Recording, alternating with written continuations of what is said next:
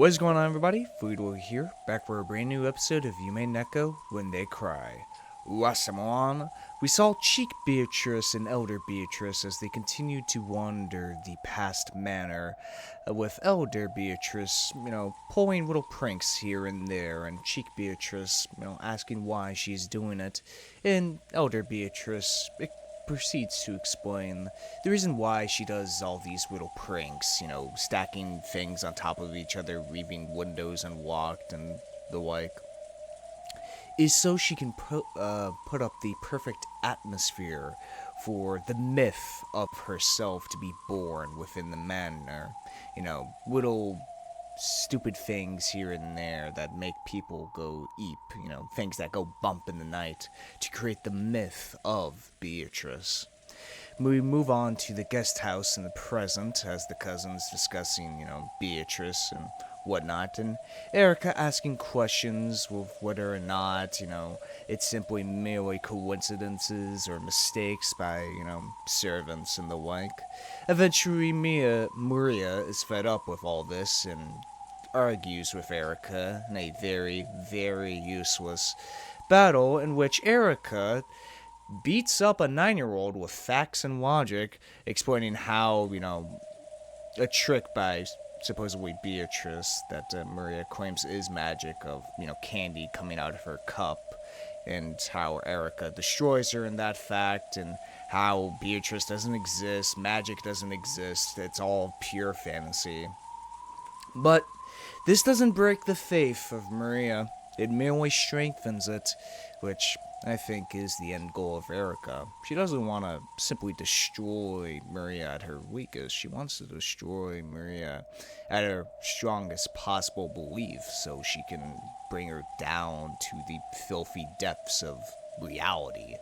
At least that's what Erica sees in her mind.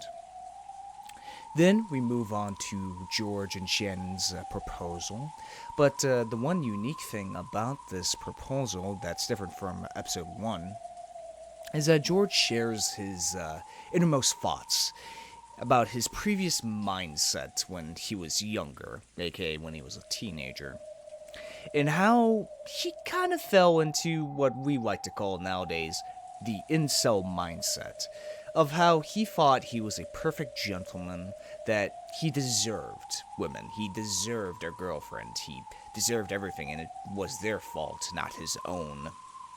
And that he viewed both Bador and Jessica as lesser than himself, and that how, Bador was able to have Shannon was able to have a crush on Bador and not on him, made him very pissed off. And all that, which very much showed a very human side to George, which was, I think, very much needed by this point, to show that he does have flaws. He is a human, which Ryokusho 7 does a fantastic job in showcasing the human side to every one of his characters, including this and Higurashi, obviously.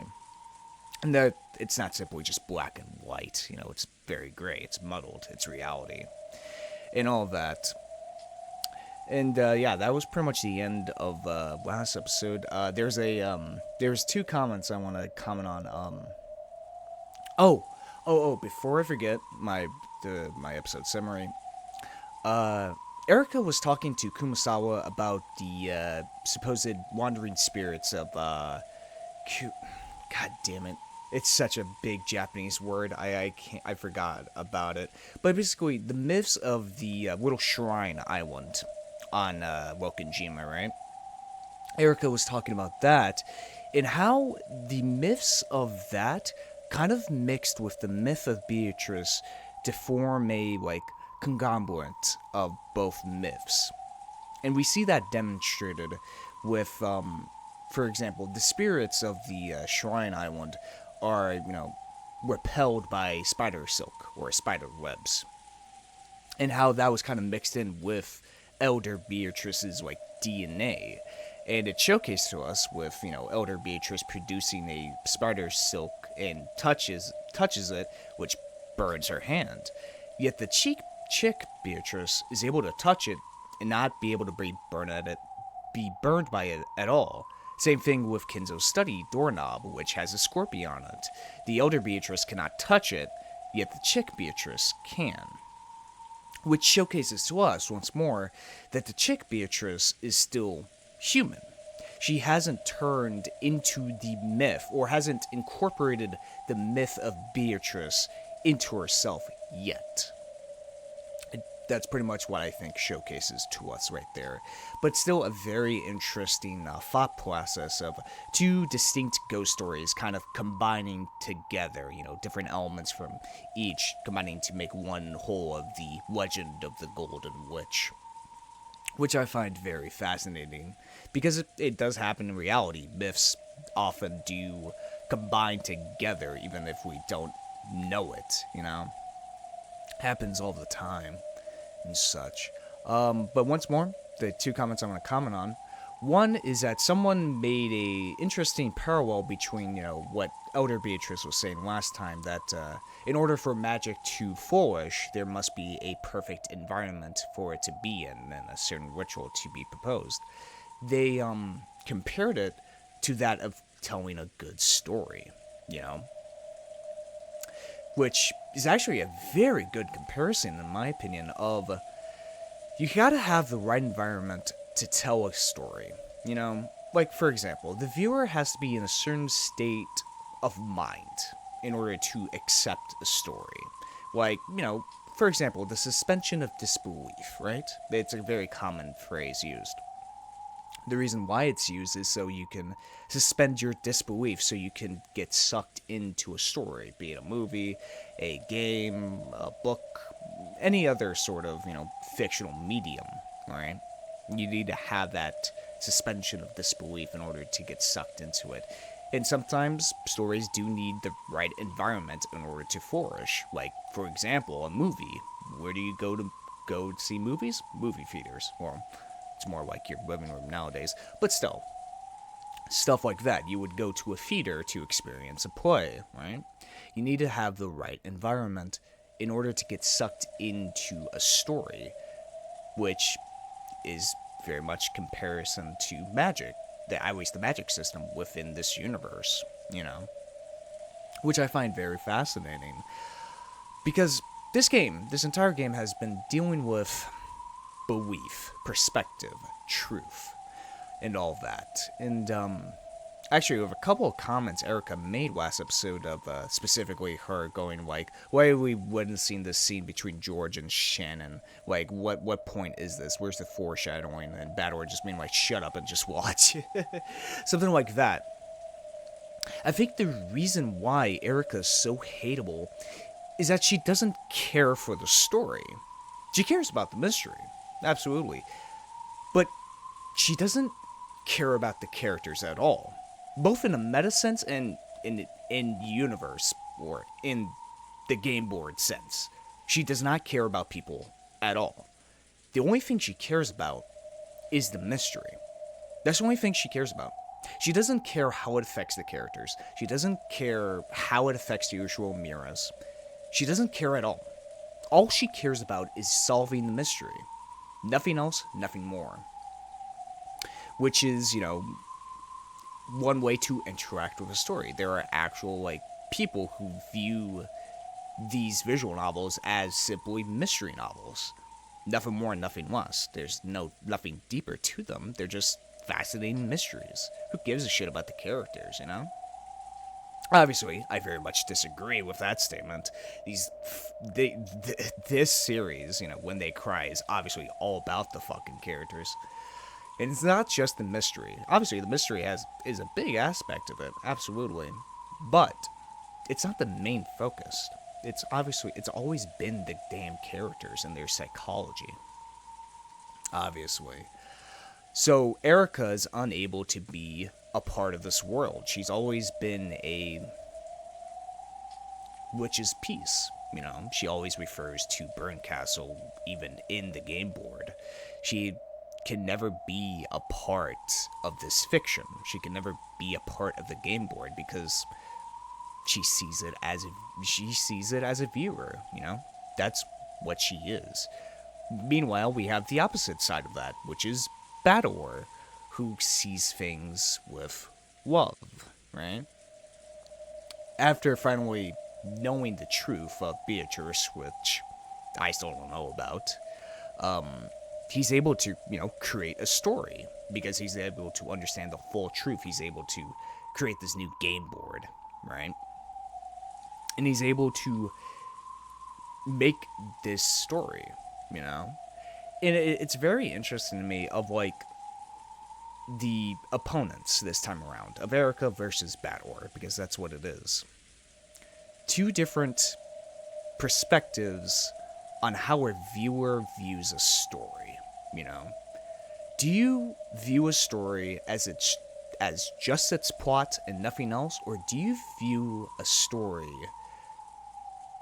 with the characters in mind? I know it sounds insane to, like, ask, but I hope you get what I mean. Some people only care about the plot, aka the central thing of, like, why aren't we going anywhere? Like, I think a perfect example for this, just from an actual TV show, would be season 2 of The Walking Dead. In terms of plot significance, in terms of plot, like, moving forward in the season 2 of Walking Dead, they spend they spend the entirety of season 2 in one singular location. The plot doesn't move on in a traditional sense, but that doesn't mean the characters stop developing at all. Sure, they're not moving to different locations here and there like they did in season 1, but they're still developing. The characters are still developing. That's why I consider Walking Dead season 2 one of the best seasons of The Walking Dead. If you've seen it, you would get what I mean. While some people hated season 2 because it didn't move the plot, while others loved season 2, like myself, because it developed the characters so much more than season 1. Basically, that's what I'm trying to say here. Battlear has the perspective of the characters in mind, first and foremost, while Erica has in her mind the plot, the central mystery in her mind. If there's any scenes dealing with any type of character development, she disregards it. She doesn't give a shit about it. Unless it produces some type of foreshadowing, she doesn't care about those scenes. She has no want, because she doesn't care about these characters. She cares about the mystery. And it's very interesting that this story is able to address those two different types of viewers, in such a interesting way that doesn't like take away from the main story at all. Like, I feel like it just adds to it of, like, the complexity of Umineko. It adds so much more to it. Like, this game is so goddamn... There's just so many layers to this game that you could spend hours and hours and hours dissecting it. That it's amazing and all that. But that was the first comment. Sorry for going on a tangent. The second comment was a very long comment that pretty much detailed every single question we have up until this point. One of the biggest questions being, like, who put Kinzo's body in the furnace, right? If it was the culprits, well, they would have to know that Kinzo was dead or find his body within the forest, right? Or maybe it was crossing Nazi and whatever. And I remember reading that, and I thought back to episode 5. We did not see Kinzo's body in the furnace. We never knew where the hell Kinzo's body was in episode 5. Which got me to thinking. Since in episode 5, Lambda Delta set it up so that the culprit did things they don't usually do, like, for example, murdering the cousins first, right? They also never showed the body of Kinzo. Which got me to thinking of why... Okay, so obviously showcasing Kinzo's dead body to the rest of the family is not necessarily required for the culprit. Because, well, they would have done it in episode 5 if it was required. So why did the culprit do it within the first 4 episodes of Umineko? You know, why did they do that? And I really don't have an answer for it. Like, at first I thought it was like, I don't know, it's a warning, but they usually find Kinzo's dead body after the first Twilight. So I don't know why the culprit would put Kinzo's dead body within the furnace. Like, what point is there to that? Because we know Kinzo is long dead before the events of any of this take place. So I'm just questioning that. But I think my favorite part of that comment is at the very end where, you know, they reiterate all the ages of the characters to me, which thank you very much for that.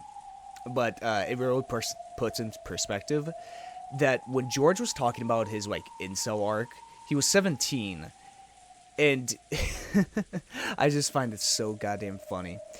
He was so jealous of Beato and Shannon having crushes on each other, right? Now, at the time when I was reading last episode, I thought, oh, okay, you know, George is older than Beato and Shannon, but you know, they're probably pre-teens or whatever, and George is probably jealous. No. No. Shannon is 10, while Beato is 12. And George, who is 17 at that point, because this was 6 years ago, is jealous of that. Which I find so fucking funny. This 17-year-old teenager who thinks oh, I wish Shannon would look at me, who's fucking 10 years old. And he's jealous of a 12-year-old Beato. It's parts both disturbing but also kind of fucking hilarious at the exact same time. It's come on, George, Jesus fuck, man. Also, it puts into perspective that, wow, George really did see Shannon grow up, which is kind of depends on your perspective of, it's kind of weird in a way, get into a relationship with her, but, But, yeah, I think that's everything I want to cover, so, enough talking for me. Let's get right into it. Here we go with these scenes with whoever this is. I could hear the eerie sound of wind and rain. Once again, I hastily regained consciousness on top of the bed. The finger that the witch had bitten off was attached to my hand. That's not to say it was all an illusion, but my finger was now attached. After all, the pain and the teeth marks as though a witch had bitten it were still there. And yet the window, which I had supposedly smashed, had been fixed as though it had never been broken in the first place. How can I escape from this creepy room? It's almost like this person's stuck in a loop, unable to affect anything within the natural world. Like he's in purgatory, kind of like Hanyu. Why am I locked up in this eerie room all alone? I want to get out. I have to get out. Please let me out. The door was sealed with a firm chain. I could open it a crack, but only enough to peek out into the corridor at best. Even getting just a fist through it would probably be hard. The window wouldn't budge either. It was no better than a barred prison window. The bathroom didn't even have a window. The only thing that could get me out of there was the water that flowed out if you turned on the tap. No matter what I do, I can't think of a way out of here. Well, shut up in a place like this, I truly am a prisoner. Unless someone comes from outside to save me, I won't be able to get out for all eternity. In that case, can't I just call for help? Yes, the tiny gap I can make in that door must exist so that I can call for help. But can I make the words come out? Earlier I tried to call out for help, but for some reason the words couldn't escape my mouth. Maybe I was just confused. I might have lost my voice in my haste and confusion. I opened the door and make that crack appear one more time. The warm white of the hallway flowed in, making the darkness of the room stand out all the more. Though I couldn't hear any voices, I did feel something peaceful. I'm sure everyone's in the room at the other end of the hallway, chatting happily about something. If I can just call out, surely someone will come save me. Holding back some indescribable fear, I tried yelling once more.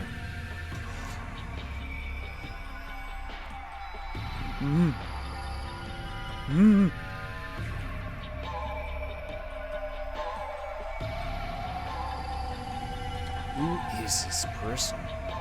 But the result was the same. It was trying to yell underwater. All I did was get out of breath, unable to call out in the slightest.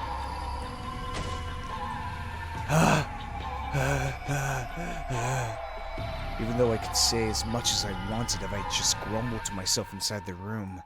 Whenever I tried to make my voice reach outside, I choked and wasn't able to say anything.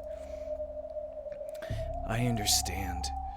My body isn't the only thing locked up in this eerily closed room. My voice is too. Thinking that I could use some other kind of sound to call for help, I tried opening and closing the door violently, making the chain rattle. It does sound as though it's clinking noisily, but surely no good. Even the sound is being locked inside this closed room. No matter how harsh a sound I make, I'm sure it'll be quieter than a leaf falling by the time it reaches the other end of the corridor. I tried using the hateful chain that sealed the door to make a sound to call for someone, but that only deepened my despair.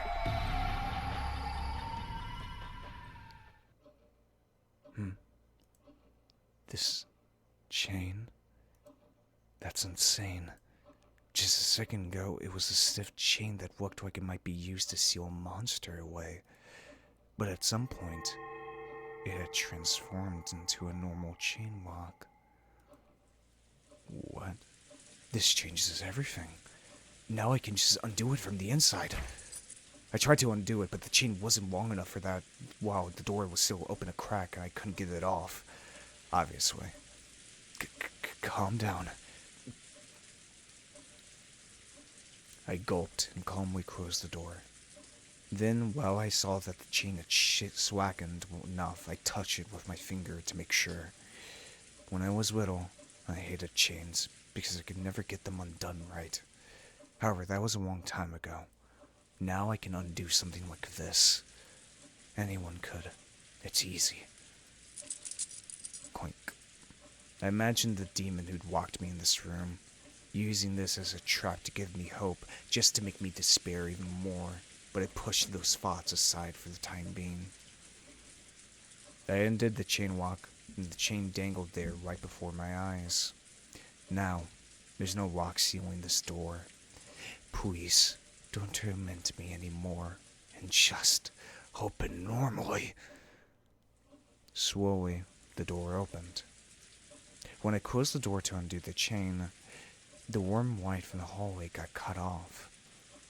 If I opened it again, what if that warm light is gone this time? I was even afraid of stuff like that. However, that was just me over-imagining things. Slowly, quickly, no, I guess it's normal for a door. As the door let out an annoying creak, the exit from this cursed closed room finally opened. Who is this? What? Huh. I did it! Even my cry of joy was strangled. But that doesn't matter anymore. All that matters is that I can get out. I poked my head out and looked left and right and down the corridor. The warm corridor. I could sense people having fun at the other end. Everyone's right there. Let's go, right now. At that moment, something cold and heartless crushed my throat. It was as though an iron loop had been fastened around my neck and pulled on hard from behind. No, not as though. Without my knowing, at some point, a thick, metal collar had been fastened around my neck. Holy shit. When did this happen? When I turned around, I despaired even more. Out from the inner side of the door I had just opened, a thick chain had extended and attached itself to this collar I was wearing. I pulled on it, but it didn't even budge. When I shook it, the whole door creaked. What the hell? The chain that connected to my collar was attached to the inner side of the door. Yes, the same vanishing chain that had secured the door a short while back had suddenly become a chain holding me in place. That's insane, that's insane! Damn it, what's going on here? I pulled with all my strength, trying to tear the whole door off, but I already knew from repeated experiments I wouldn't even budge. I'm sure this chain will disappear once I go back inside the room, but it'll never let me leave that room. Though it had apparently turned back into a normal chain lock, nothing had actually changed. The chain lock still bound me to that room. Tears flowing down my face, I pulled with all I had. It was completely useless. No matter what I did, I'd never tear it loose. And I wasn't even permitted to call out for help. I felt a confused anger at how the demon had mercilessly made me think that I'd escaped for just an instant. But no matter how much I yelled, no voice came out and no one on the other end of the corridor could hear me. Then I noticed an odd stain on the wall of the corridor. It wasn't a stain. They were letters, traced out by a finger that had been covered in wet paint. What? Huh? Those letters, which looked like they'd been drawn in blood, answered my biggest question. The chain lock must be set. You're allowed to unset it, but it must then be reset. Unless it is set, this exit of yours will be unusable. I instantly understood the meaning of that ominous message. And I tried it out and understood completely. Right, to return to the room and reset the chain lock, the collar around my neck disappeared. When I undid the chain lock again, that heavy feeling around my neck returned. In other words, I cannot leave this room while the chain lock is still unset. In that case, why don't I just set the chain while outside the room? I undid the chain one more time. The collar and chain appeared around my neck again. I stepped out into the corridor and closed the door behind me, leaving only the slightest of cracks. I stuck my hand through that crack, grabbed the dangling chain, tried to reset it somehow. Damn it! Even though it was so easy to do this from the inside, why is it so hard to do it from the outside? The gap needed to be wide if I wanted to manipulate the chain well. However, that made the chain too short to reach. To make the chain reach just a bit further, I'd have to close the door a little bit more. But if I do that, there won't be even enough of a gap to fit my hand in. Of course, that was perfectly natural. Chain locks are made to be used from the inside. They'll be completely pointless if you could set and unset them from the outside. That's why the length of the chain is so specifically chosen, to prevent anyone from setting or unsetting it from the outside. Then, can I use some kind of hard and thin tool? If the gap of the door is just a finger's width across, that's more than enough for a chain to reach. If I could just bend a wire hanger so that it fits through the crack, and work the chain with that. That's right, there's a closet just inside of this door. Could there be some hangers in there? Found one. Oh, thank God. A single cheap-looking hanger, like one you might find in a laundry room, was hanging there. Really? I'm pretty sure that when I last looked a short while ago, nothing like this was in the closet. Ah, who cares? Quickly, quickly! I twisted the wire hanger, bending the end with a tip around. I formed a loop at the end to grab at things with, making for a sort of burglarious tool. I then dashed out into the corridor again and closed the door almost as far as it would go. My wrist could never pass through this. However, if I closed it this much, the chain should have extra length to spare, and this crack is large enough for me to stick a hanger through. Now it's just a matter of technique. If I keep trying, I'll definitely be able to do it eventually. I'm certain of it. It's harder than it works, but the chain is long enough. It isn't impossible. I had finally gotten my hands on the one way to escape. It was hard, yes, but it was theoretically possible. If it's possible, I'll be able to get out. I'll be able to escape from here.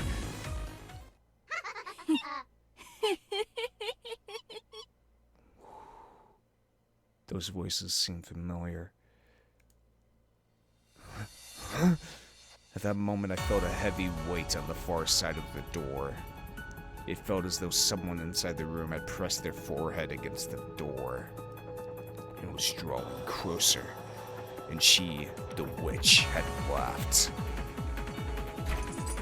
Then I felt a powerful and strange force at the wire hanger. Is she trying to grab it away from me?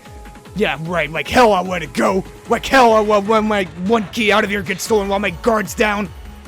Fortunately, I'd stuck my wrist through it so that I wouldn't drop it if my hand got tired. You won't be able to snatch this out of my hands.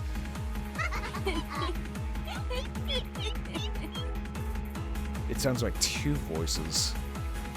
The witch on the other side of the door laughed at me. Then I noticed something weird. I looked at my left hand, which I had pressed against the door to hold it in place. In between the fingers of that hand, I could see something red.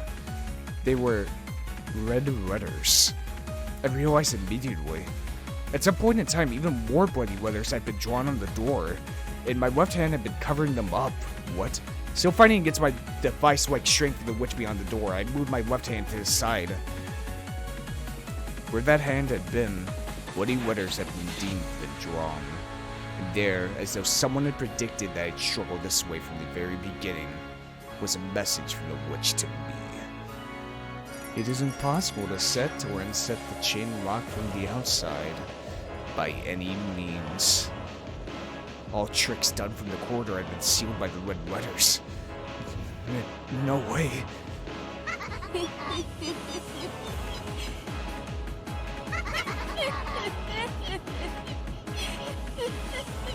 What the hell is going on? There was suddenly a terrible sound, and the force pulling on the hanger was suddenly released. Then, when I pulled it out and looked, I lost all hope. As though it had been hit by the acid of the room's darkness, the tip of the hanger had burnt and bubbled and melted off. Now it's pitifully short. This can't be used for anything. It would be useless to search for a substitute. All schemes to set the chain from the outside had been prevented. Damn it! Damn it! Damn it! Damn it! Damn it! I threw the remains of the wire hanger against the floor, faced a hallway filled with a warm wife, and called for help. However, I just choked, unable to speak at all. Everyone's just down the corridor, and everything's peaceful there. I can't hear their voices, but I know. I'm sure they're all having a good time playing cards. Please, someone notice. Someone save me.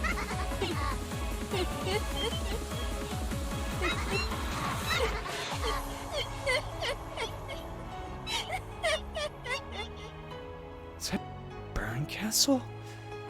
Ah!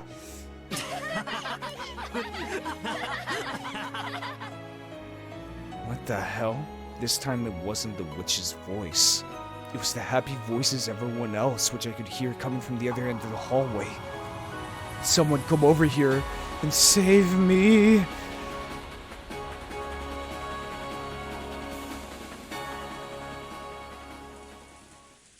Dude. What the hell are those scenes? I keep...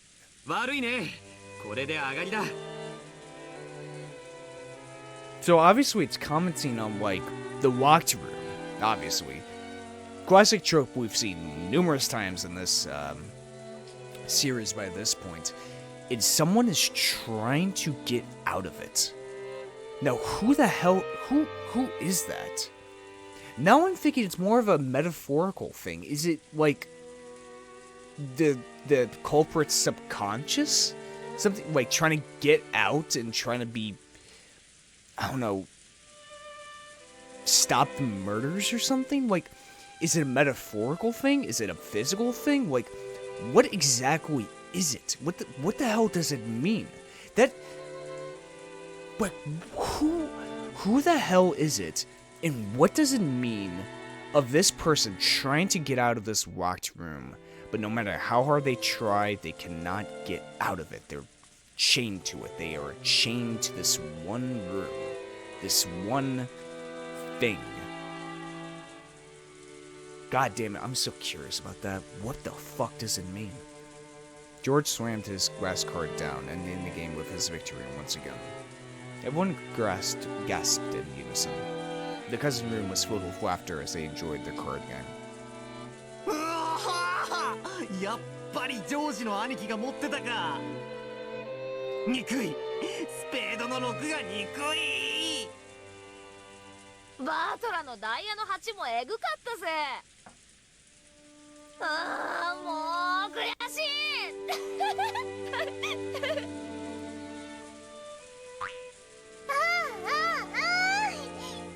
ジョージお兄ちゃんすごい。また勝った。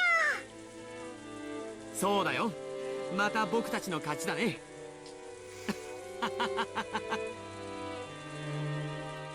Maria couldn't really hold her own in an all-out battle, so she had teamed up with George, which is why she was celebrating his victory.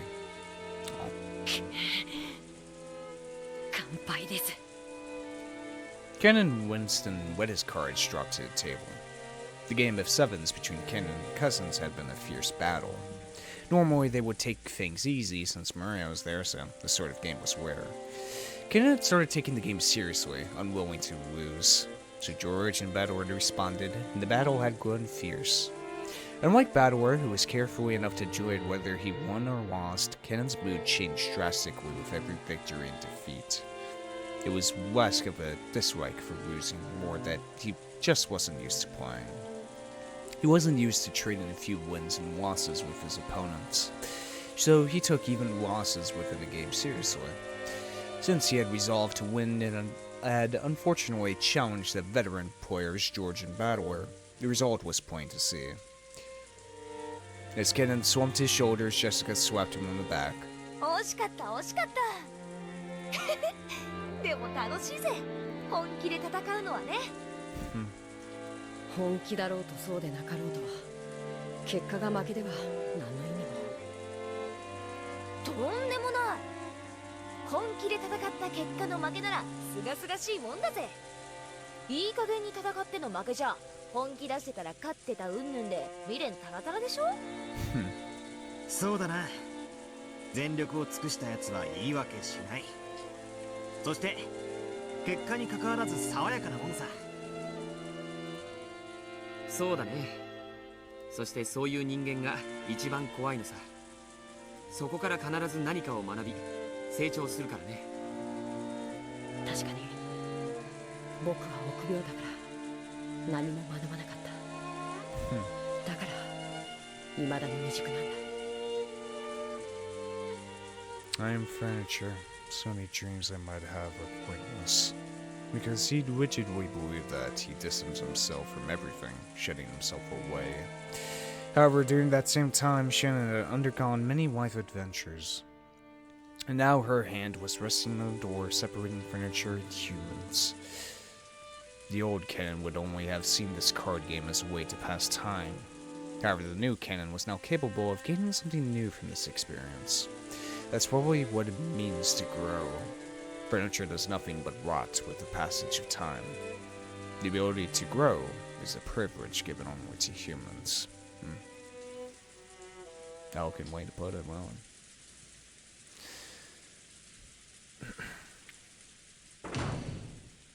一緒に遊んでくれてありがとう。日誌とか書いたり忙しかったんだろ。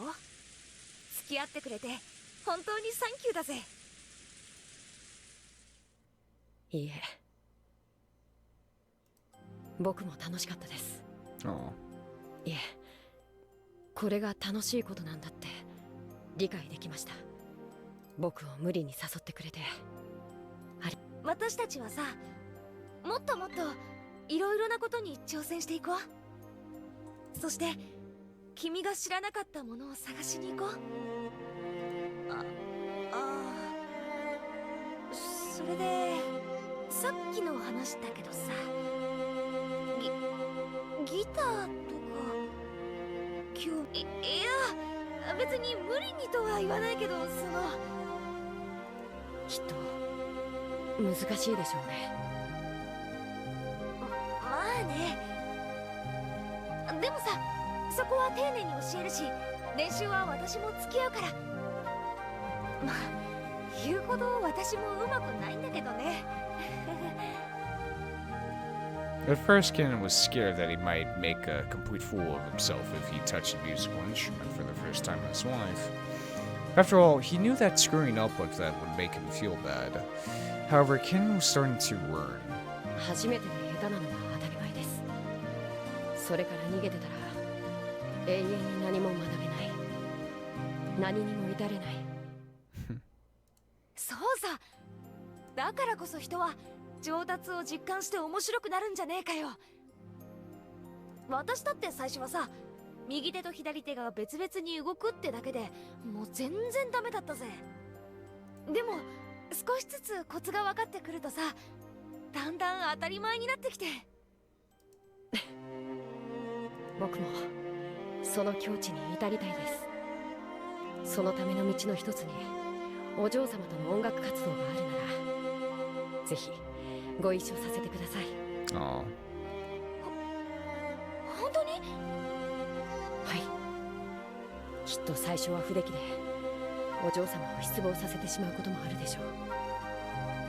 でも本気でやっての失敗だったらそれは清々しいものに違いないとさっきお嬢様たちに教わりましたから。照れるぜ。お嬢様のこ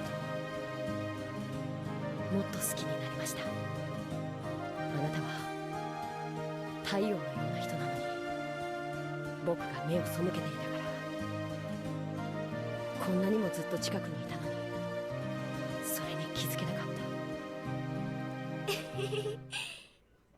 じゃあもっと好きになってもらえるように頑張っちゃうぜ。いや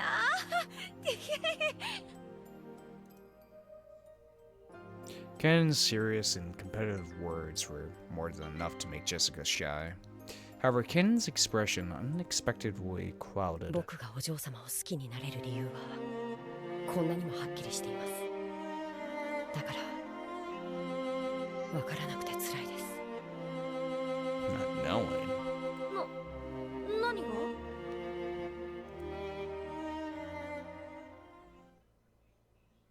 お嬢様が僕を好きになる理由です。お嬢様と違い僕は何も照らしてない。今だってお嬢様に照らされながらその背中についていってるだけです。そんなみすぼらしい僕をお嬢様が好きになる理由が何一つ思いつかないんです。そんなことはないぜ。カノン君にだっていいところはいっぱいある。恥を忍んでお聞きします。I don't know why I'm just thinking this now, but Kanon and Jessica's relationship reminds me of Estelle and Joshua's relationship in Trails in the Sky, right? Estelle and Jessica being the tomboy, girl that, that shines like the sun, right? While Kanon and Joshua view themselves as lesser than human, Kanon viewing himself as furniture, Joshua viewing himself as a broken person that doesn't deserve, their loved ones, right?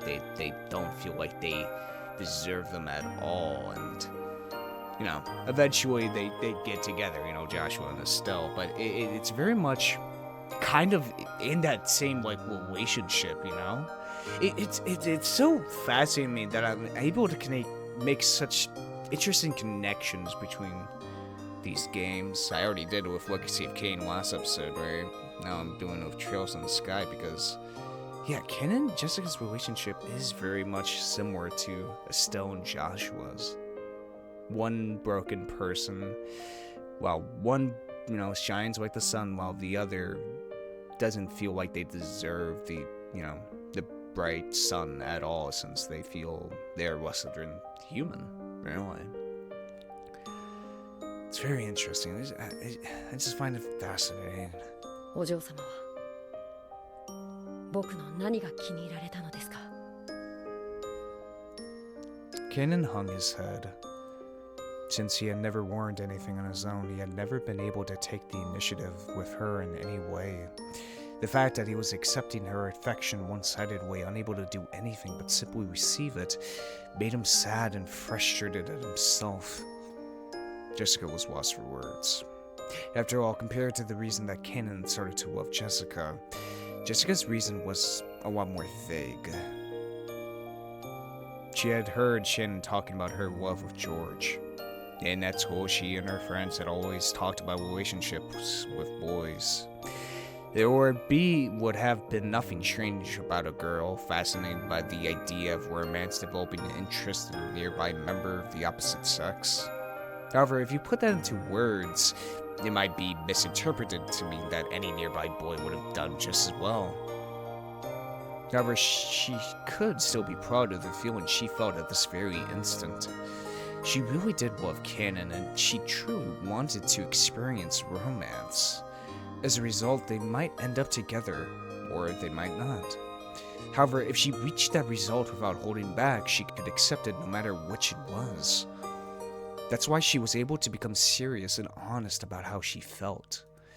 However, she couldn't find the right words to tell Kanon this. When Kanon saw Jessica bite her lower lip in frustration, he finally realized... バカだな、僕は。僕のどこが気に入ったんですかなんて質問。本当にバカらしいと思ったんです。自分に本気じゃないから、自分のことさえ理解できてない証拠なんだ。そんなことをお嬢様に言わせようとするなんて、僕は最低だ。そんなことないよ。女の子だって男子に告白されたら最初に聞いてみたい質問だもん。自分のどこを気に入ってくれたのって。それを相手に尋ねる時点で、僕そんな未熟者に気に入ってもらえるようなものがある。いや、そうじゃなくてJessica panicked, trying desperately to explain how she felt. However, Kanon was calm, and then he spoke. だから僕がお嬢様を好きになるように、お嬢様にも僕を好きになってほしい。Wow. そのために僕は自分を変えていくことにします。今はまだこんな自分をお嬢様に好きになってもらえるとは到底思いません。でもいつか必ず。ああ、絶対素敵なカノン君になれるよ。私がベタベタに惚れちゃうくらいの素敵な男の子になれる。私はそれまでずっと一緒にいるから。時間なんていくらでもある。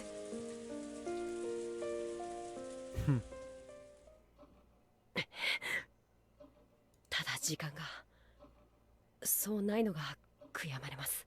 The roulette wheel. 時間って？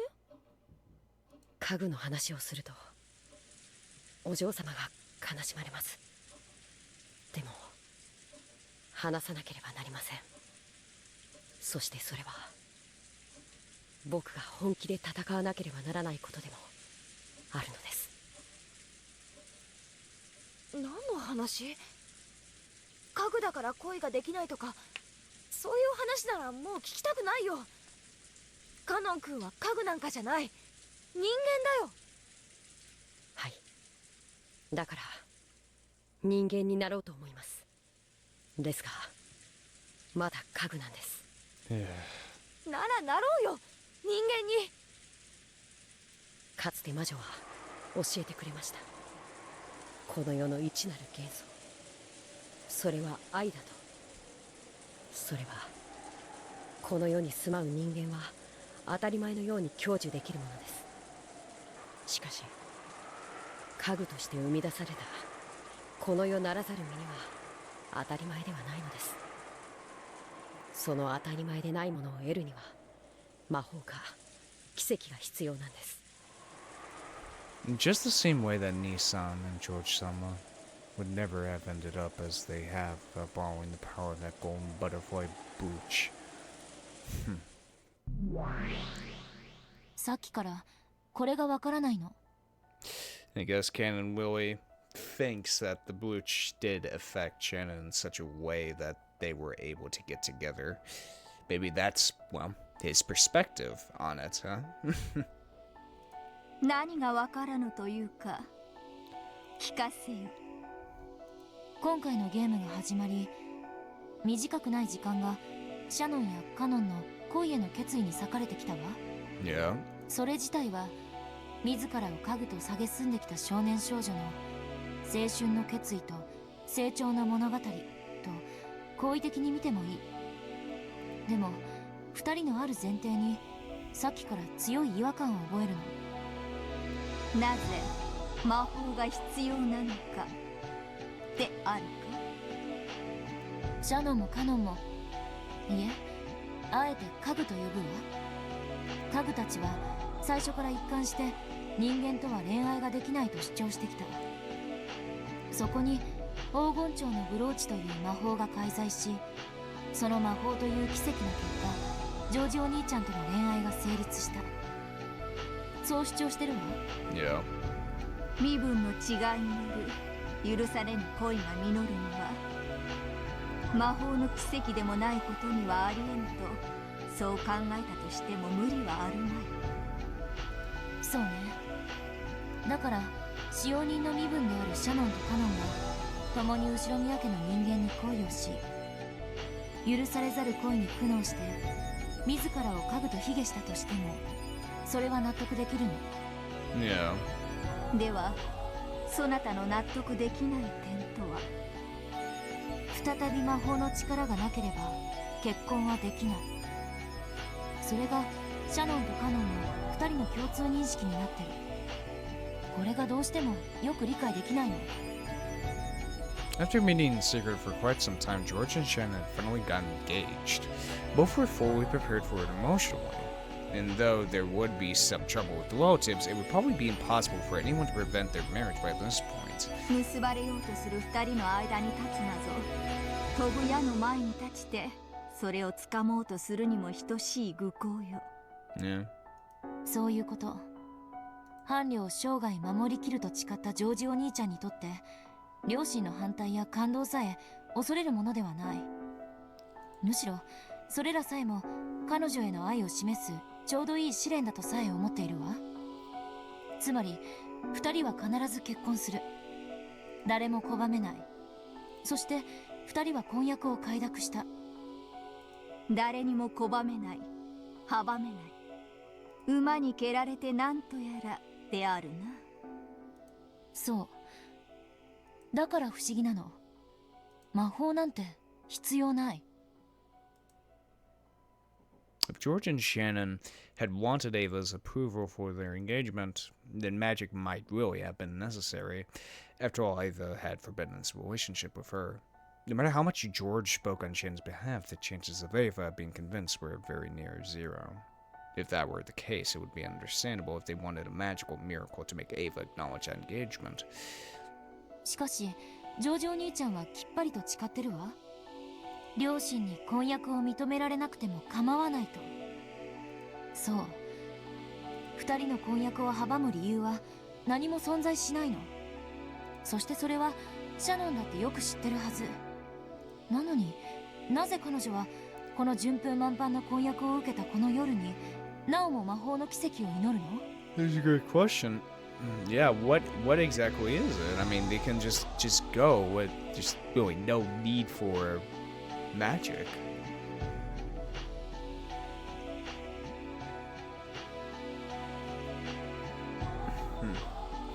魔法の奇跡を得なければ結ばれる資格もないというのが家具たちの主張であるな。つまりこういうこと。シャノンはジョージの婚約を受けているけど、魔法の奇跡がなければ成就されない障害が残っていると知っていることになる。そしてその障害は二人の努力では取り除けないと思う。 What a miracle. だから魔法という奇跡が必要。どうして魔法がいるの？愛し合う二人に結ばれるための他にどんな奇跡が必要だっていうの？ふむ、なるほど。 Featherwing listened to Angie's interpretation, smiling in a satisfied way. Apparently, she had already reached that conclusion and enjoyed watching, and she finally managed to do the same. そしてその疑問はカノンにも向けられるわ。ジェシカお姉ちゃんとの恋路は始まったばかりだけど、二人の気持ちはまっすぐ。何の障害もないわ。But yet, he still views himself as furniture. Like, no matter what, even though Jessica has accepted, or, has already accepted that Kanon is human, Kanon still wants magic. Is it because of his own self-confidence? But no, he's willing to change. That's the thing. He's willing to change right now. I mean, he's willing to fail at something and grow from it. But he still wants a miracle for exactly what? 黄金蝶のブローチの力なんか関係なく、もう恋仲に慣れてる。何年もの交際を経て、やがては結婚に行き着いても何もおかしくない。こっちも障害は何も存在しないのよ。クラウスと夏日に結婚を認めさせようと思わない限り、こちらもまた魔法の奇跡は必要なさそうであるな。そういうこと。シャノンの生き方を見て、カノンもまた生き方を変えた。そして素直な気持ちを伝え、ジェシカお姉ちゃんと二人で恋路を歩み始めた。必要ないのよ、もはや魔法は。Yeah. 片思いの相手になら恋のおまじないも必要かもしれない。But now they've でも both accepted もは it. や両者は相思相愛、意思も疎通できてる。なのにどうしてその上魔法の奇跡が必要なの？ Both unsure were in relationships of mutual love. There shouldn't have been any need for a miracle any longer. So why do they still desire some miracle? Now, on top of that, the single brooch was portrayed as bestowing only a single miracle. It felt almost as though Shannon was hesitating because if she used up that miracle for herself, Kanon's chances of love would be automatically sealed away for eternity. つまりこういうことよ。どうして家具は恋をしてはいけないの？ Yeah. 魔法という奇跡なくしては、なぜ恋が許されぬことになっているのかか。そして堅くなに恋ができないと嘆いていた家具たちにそれを許すことのできる黄金蝶のブローチって一体何だっていうの？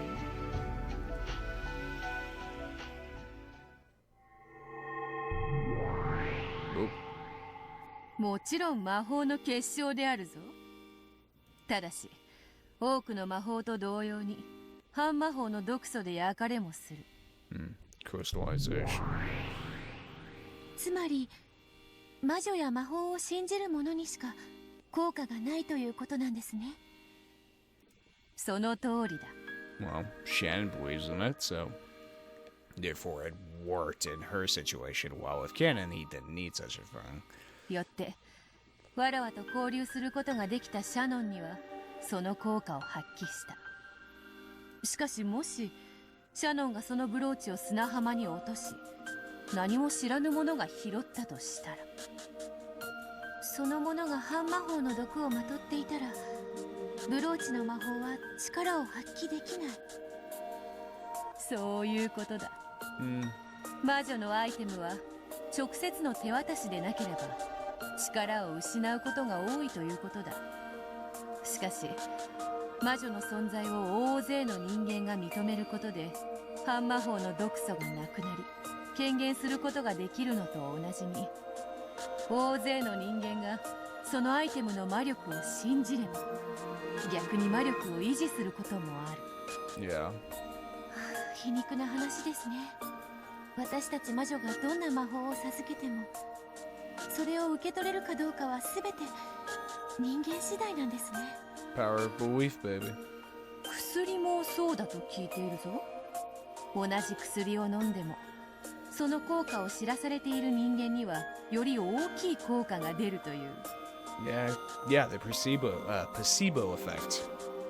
You know, like you give someone a what's in reality like a sugar pill or whatever, and say like, oh, it will help you see better or whatever.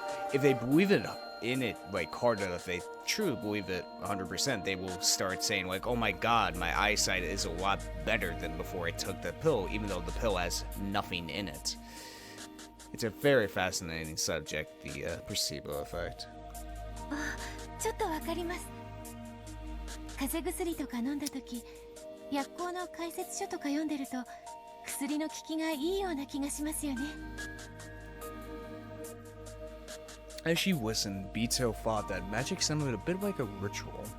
When most humans think of magic, they think of incredible miracles being performed one after another in front of a crowd of other humans.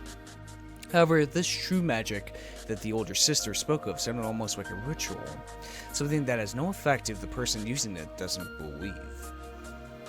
Shannon's heart was captured by George bit by bit as he grew by leaps and bounds.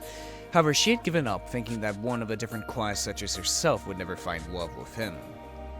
That was when Beatrice had given her the golden butterfly brooch and encouraged her. Giving up means that you've got a 0 chance of success. However, if the power of magic makes you think there might be some chance of your wish coming true, then the odds of it happening are at least greater than 0. 0 remains 0 forever, so miracle is a fitting word to describe even a faint chance coming into existence. Humans can use magic to defeat resignation. The process by which they themselves make their possibility of success 0. When a human refuses to give up, though the chances of success may be small, those chances do exist. And the more determined they become, the greater those odds rise. It was easy to imagine Shannon making earnest wishes upon that brooch, believing in its effect, and trying little things over and over again to get George to like her. 信じる力が魔法になる。Yeah. そしてそれを信じさせる者が魔女だ。Those who make others believe are witches. And if we want to compare us to storytelling, witches could be another word for storytellers. That's an interesting way to put it. If you think about it, it's true. Let's say a witch steps out onto the spotlight, waves her staff in front of a crowd of onlookers. It makes a rabbit appear out of thin air. The many people who see it will surely assume it'd be a sleight of hand. They might wonder at how it was accomplished, but they'll surely say that it couldn't have been real magic. And when they applaud, it will be for a splendid trick that only appeared to be magic.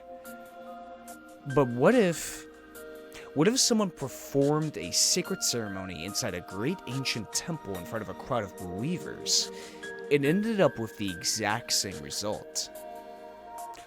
Would any of the people there think it was a sleight of hand? In fact, in the ancient past, when magic tricks as a form of entertainment didn't even exist and divine spirits were worshipped, this would doubtlessly have been a miracle of magic. The right environment. ならこれは魔法になるでしょうか。ほう、魔法の使いの魔女のそなたが初めて振るう魔法とはどんなものか。Interesting. It's a very interesting way to put it, yeah. Like, you know, druids of old ages, you know. But simply, you know, by today's standards, a magician's trick, a sleight of hand. It all depends on the person, the group of people that are seeing it. Whether to believe or not to believe, to see the mechanics of how it works, or to just believe in what they see itself and not think about it. Two different camps of people, you know. ここに空の紅茶のカップがあります。Oh. 中身は空です。Oh. うん、空っぽであるぞ。それからこれをこうしてテーブルの上に伏せておきます。それから一緒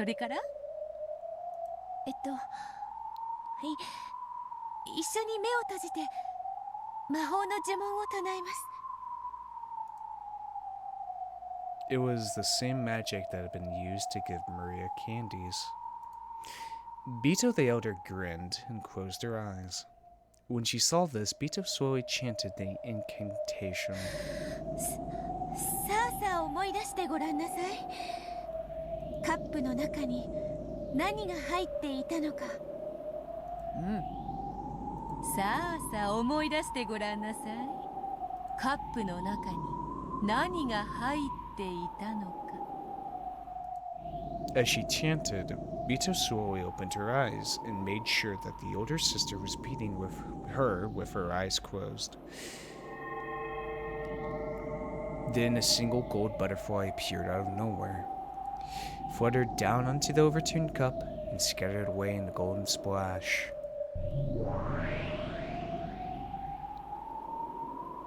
もうよいか、目を開けても。はい。目を開けてカップの中身を改めてください。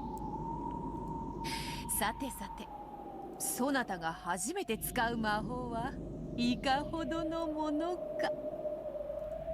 Taking her time and dragging out the suspense a little, the older sister lifted up the cup. おや？いかがでしょうか。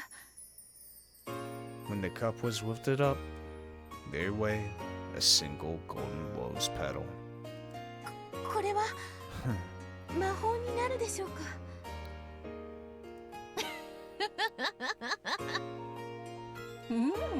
なるとも。そなたが魔法にて伏せたカップの中に黄金の花びらを生み出した。見事な魔法であったぞ。 The gold words, huh?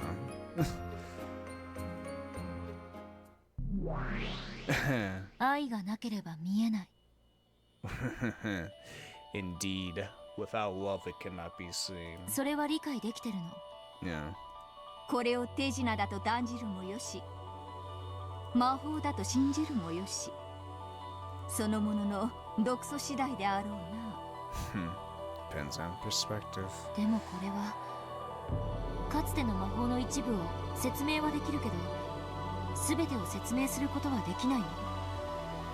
話を戻すけれど、この程度の魔法やおまじないを信じるという程度の話では、堅くなに恋ができないと嘆いていた家具たちにそれを許すことのできる黄金蝶のブローチとは一体何かという問いに答えられない。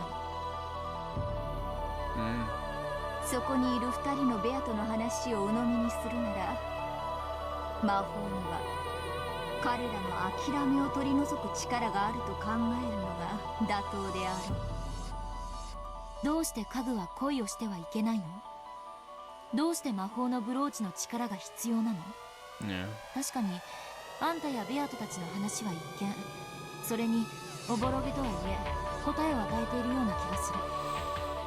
Maybe sometimes you just need to be given an object that necessarily doesn't have anything useful in it, as long as someone else tells you, like, this object right here, this, let's say this pen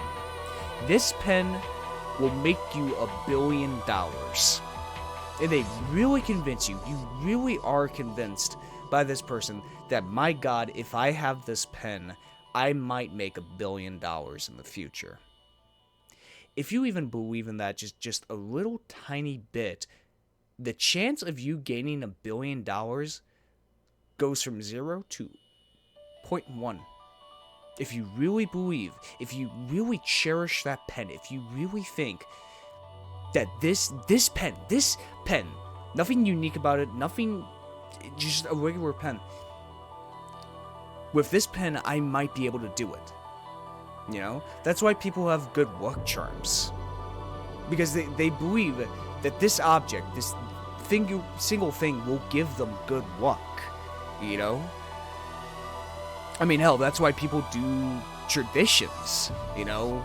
To, like, ward off bad spirits or whatever, because, like, there's that, like, 1% chance that, like,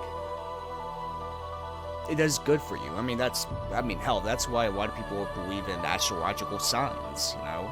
Of like, oh, if I read my signs today, like, I don't know, Virgo, of like, oh, something good will happen to you, or whatever. It increases, it goes from a 0% chance of nothing good happening to you, or at least nothing you perceive as good that day happening to you, to a 0.1% chance of making something you perceive as good happens to you on that day. You know, I can kind of understand where what this is. でも朗読者だから言わせて、それでは納得がいかないの。納得とは家具たちはもっともっと悲壮な宿命に抗おうとしているわ。恋愛成就のお守りを託されたくらいで自己改革ができる程度のものだったとは思えないの。Fair. 現にシャノンはかつてジョージお兄ちゃんとの出会いのきっかけを作ったのはブローチのおかげだけど、それ以降は魔法の力を借りずに関係を深めたいと言ってベアトにブローチを返そうとさえしたわ。Yeah. 彼女はその時点で一度は魔法の奇跡と決別したはずなのに、なぜ再びその力を必要としているの？さて、恋と結婚は別物としか言いようがないであろうな。 Featherwing laughed lightly. She had probably formed a theory of her own and was laughing at Angie, who hadn't reached it yet. 聞かせてよ、あんたの見解。もう少し寝かせたい。それに疑問を持ち思考を巡らすそなたを見ることもまた朗読の楽しみだ。 Man, Featherwing, shut up, man. God damn it, you really are like one of my viewers. 私の見解を話せばそなたはそれに納得し思考を止める。それでは朗読が面白くない。すでに答えを知ってる推理小説を読ませて右往左往するところを見て楽しんでるってわけね。Hey, I agree with Angie.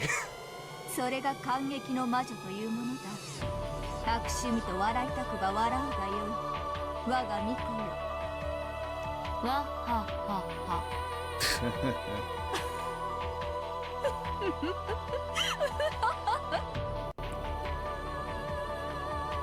I understand that part of magic is created by belief in heart. That magic probably premeditates deep into the world of us humans as well. However, though it premeditates so far, the power that dwells within magic is small. Lots of people visit shrines to pray for success on tests. However, people rarely credit such a visit as the reason for their success. By itself, praying does little more than give one peace of mind. In love, when even a small chance and a little bit of courage can result in major changes, this power can sometimes bring about incredible transformations. However, would something like that really be enough to change the insurmountable fate of furniture? In the past, when Shannon and George were brought together, I mentioned that the brooch's magical power functioned as little more than a ritualistic charm. However, by now, the magical power that the furniture seek from that brooch, it's not something that is vague as a ritual. It feels much stronger, like a whole different interpretation of magic. If you believe in a sleight of hand, it becomes magic. But that's no more than a child's trick, and that only explains one part of magic. They are hoping for something. They're hoping for something with much, much more power, for true magic, not a sleight of hand. 家具たちは黄金蝶のブローチにどんな魔法を期待しているというの？ True magic or something. Whatever that be. To achieve what end exactly? 黄金蝶のブローチ？黄金の魔女ベアトリーチェが霊境を割るのと引き換えにこれがそれです。 From his pocket, Kanon pulled a single ring from a golden butterfly. Though it was a single ring, it was easy to tell from its shape that it had originally been part of something with a butterfly motif. このブローチの魔法はシャノンにジョージ様と恋仲になる機会を与えました。しかしそれを最後まで成就する前に僕に譲りました。だから僕はこのブローチの力でお嬢様の好意を得ました。そんなわけないよ。私がカノン君を好きになったのは自分の素直な気持ちだぜ。ありがとうございます。お嬢様は人間だから魔女も魔法も信じない。無理もないことです。しかし魔法で生み出された家具の僕がここに存在すること自体が魔法の奇跡の存在する証拠なのです。ごめん。何の話？ Jessica tried to make sense of Ken's words. However, she couldn't understand and had to ask him to repeat it, wearing a stiff smile. 僕もシャノンも恋を成就させるには魔法が必要なのです。Succeed with... I mean, aren't you already succeeding? そのための鍵がこのブローチ。僕が踏んで割ったので僕たちは一つずつ持ち合っています。 The brooch had lost its power when it was split in half. However, if it was ever joined together again, its magic would be revived. It would revive the miraculous power that could join furniture and a human together. しかし一つのブローチは一人の願いしか叶えない。家具の僕たちはこの一つのブローチによってどちらかしか結ばれ得ないのです。 So is that what Shannon meant by whoever wins? Is whoever's love is stronger so they can have the brooch? That was the final seed of love, a spark of love, which the old, surely laughing Beatrice had sown. The old Beatrice had said that humans tormented by this spark were like ripe fruit, which she crudely used for her own enjoyment. However, the magic infused within the seed was real. It was only the crystallization of magic that the Golden Witch Beatrice ever left in this world. It's going to increase.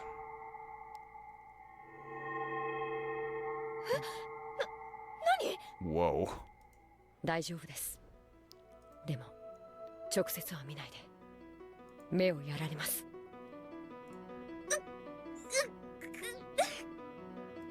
The glint grew even stronger, shining like the sun. Even without Kanon's warning, Jessica wouldn't be able to stop herself from covering her eyes with her hands. What the... As the light grew stronger, a sound like the roar of the wind or the tide also grew in intensity. The sound of the wind and rain outside had already been overwhelmed.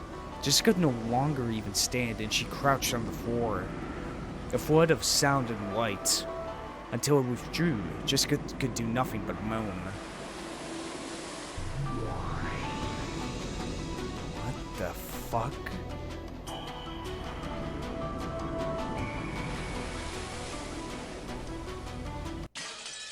What the fuck? What the hell is in this fucking brooch, man? So furniture can become human? Is that it?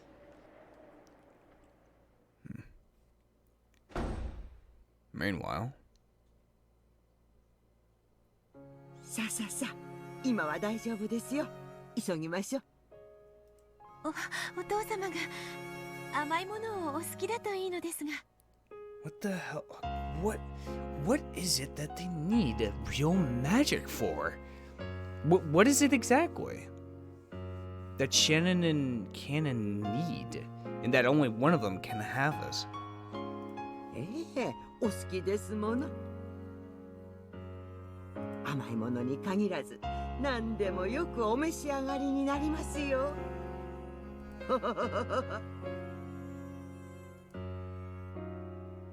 After waiting for the master of this room to be out, Beato and Kumasawa entered the study. And then they quickly cleaned up the books on the desk, sat down to the basket they had bought there, and opened it up. Inside were several cute cookies cut out in butterfly shape. They set out a pretty plate and neatly arranged the cookies on it. It was the kind of subtle, conscientious touch that the recipient wasn't likely to even notice. The whole arrangement was filled with that sort of feeling. 愛しのお父様とやらのために精が出るな。今の私に許されていることはこんなことくらいですので。わらわがバトラにクッキーをか。なぜに夜の支配者であるわらわが稀な客人であるバトラにそこまで尽くすのかわからぬ。Whoa. Then the city doors swung violently open. It was Beato with Genji by his side. Beato's eyes went wide for a second when he saw Beato there, but his expression quickly went blank again. ここで何をしている？お父様、失礼しました。決して大切なゲームの邪魔に来たわけでは。どうしてここに入れた？ここには鍵がかかっていたはず。申し訳ございません。親方様に内密で差し入れをお届けしたいとのことで。ほら、見てあげてくださいませ。親方様に喜んでもらおうと、ベアトリーチェ様が一生懸命クッキーを焼いたんですよ。熊沢さんと源氏さんに習いました。源氏さんがクッキーを焼くのがお上手だったなんて。最近は全然ですけど、昔の源氏さんはそれはもういろいろなお料理を作ってくれたんですよ。特にお菓子作りはお上手で。クッキー？はい、お父様への差し入れです。大切なゲームの必勝を心よりお祈りいたしております。Beato walked up the point on the study desk that was piled up with beautiful cookies and a message card of encouragement blowing next to it. And his face twisted with a complex expression, which might have been one of sadness, and might have been one of hatred. 親方様。Genji urged him to consider saying some words of gratitude to Beato. Beato understood. Anyone would be pleased to receive an act of kindness like this. Even though he understood it logically, he couldn't help but give a small, exasperated sigh. ありがとう。感謝する。だが甘いものは苦手だ。避けてくれ。親方様。同じことをもう一度言わせるな。片付けて下がってくれ。親方様、せめて一口お口に運ばれるわけには参りませんか。ベアトリーチェ様が親方様のためを思いこしらえたものでございます。気持ちはありがたく受け取っておく。今は大切なゲームの最中だ。俺にとってもベアトにとっても大切な最後のゲームなんだ。だから頼む。俺の心をかき乱すような真似は慎んでくれ。それはあまりにもひどうございます。気持ちは感謝する。大いに結構でございます。しかしそれをせめて一口お召しになる形ではお示しできませんか。お父様。Beato looked at Beato a sad way. Beato hung his head to avoid her gaze. The expression on his face caused Beato more pain than any he had shown her before. 熊沢、それを片付け、下がるように。親方様。Kumasawa clung to Beato, but he turned his back to her. 失礼しました。片付けましょう、熊沢さん。そういうわけには参りません。大切なゲームに少しでも力添えしたいベアトリーチェ様がせめてこのような形でもお力になりたいと頑張られた差し入れでございます。like a daughter trying to find some sort of approval from her father at all, any sort of appreciation. Yet from Bador's perspective, he just sees this Beato as a false imitation, nothing more than a copy, a failed rebirth of Beatrice. And because every time he looks at her, he sees his own failure of not realizing the truth sooner than he could have, not realizing the truth of all of this before Beatrice gave her life so he could understand it. それを一口さえせずに下げろとは女をバカにするにも程がございます。熊沢、親方様も男ならば女の手作りの差し入れにせめてどうか一口で結構でございますのでお手をつけてくださいまし。女の気持ちを踏みにじろうというおつもりでしたらこの殺されたってここは引きませんよ。ええ、引きません。熊沢さん、もう結構ですから。そういうわけには参りません。親方様、これに毒でも入っているとお思いですか？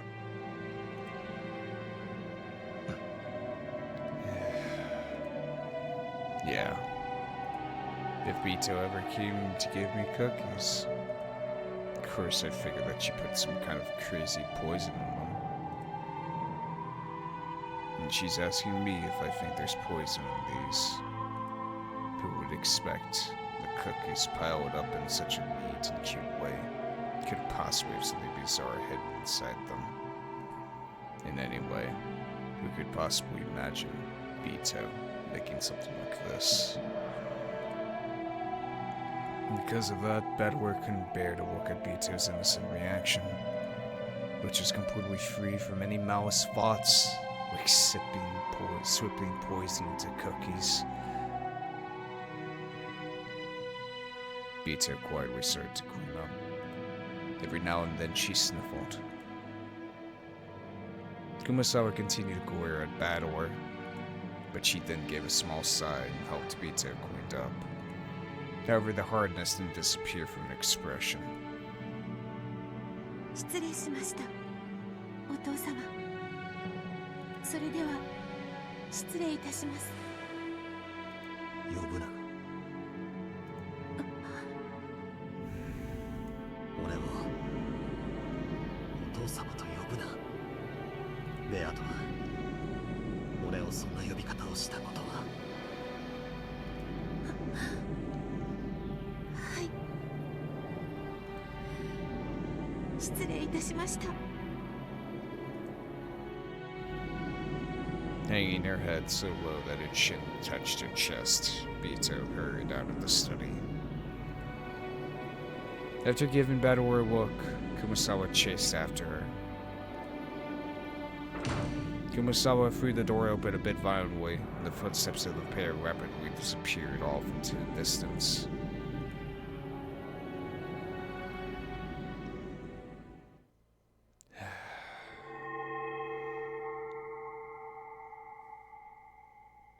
Yeesh.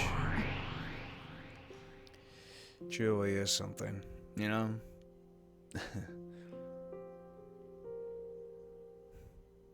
Of course, she wouldn't do anything like that. This chick, Beatrice. Poison it. Put a needle in it, even. Because she isn't Beatrice. She is Beatrice, but not the Beatrice we knew. Not the Beatrice Bador loved. 実の妹が言うのもなんだけど、複雑な気持ちだわ。相手がベアトでさえなければ素直に女の敵と言えるのにか。私はお兄ちゃんとベアトがどうして慣れ合ってるのかさっぱりわからない。Well, I mean, whatever truth Bador reached obviously has some soft spot for Beatrice now. 今思ってベアトは倒すべき私たちの最大の敵だと思ってる。でもだからといってあのお兄ちゃんの対応は女として愉快じゃないわ。バトラの気持ちも少しはわかるがな。悲しいことだ。I still don't understand what kind of antagonism or connection there was between them. However, Oni-chan probably viewed Beato as a friendly rival, if not something more. Oni-chan's reason for defeating Beato isn't to destroy an enemy out of hatred. Feels like he wants to give a sincere answer to her questions. Yes, I can't deny the fact that the fight isn't based on hatred, but on a stronger emotion. さらに言えば、あそこまで冷たくされて、それでもなおお兄ちゃんに尽くそうとするベアトも大したもんだわ。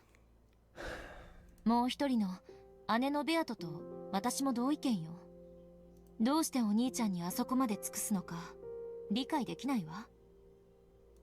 そしてその理解できぬ要素は1000年を経て変化を遂げるとはいえ、紛れもなく我々の知る黄金の魔女ベアトリーチェに受け継がれるものである。ええ、理解しているわ。このベアトを知ることもまたやがてのベアトを知ることにつながる。 Yeah, what is the breaking point, I guess you could say. そしてそれはこのおかしなゲームで最大の大駒と、あるいはこのゲーム版そのものを説明するかもしれない。 What is it exactly? 謎多き魔女であるな。Though she said those words, Vitherine wore a confident smile on her face. Her sarcastic confidence as though she already knew the answer was unchanged. ベアトリーチェ、話を聞きたいわ。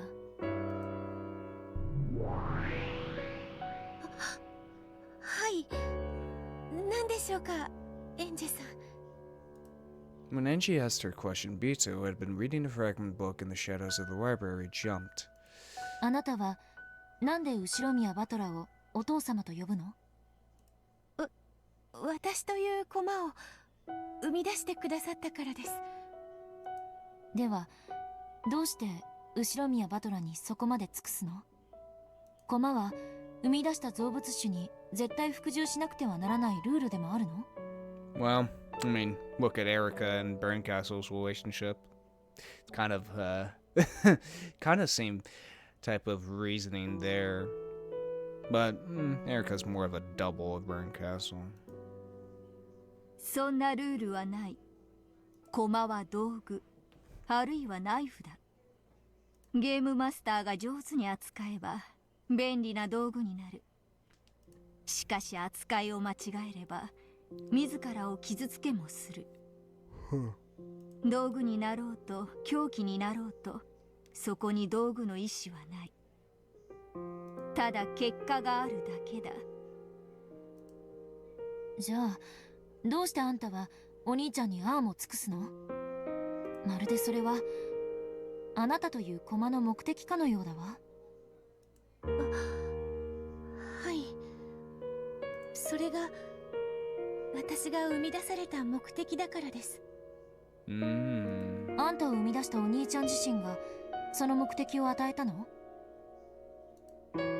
それは違う。バトラはゲームマスターとしてそういう役目を持った駒を盤上に置いたに過ぎない。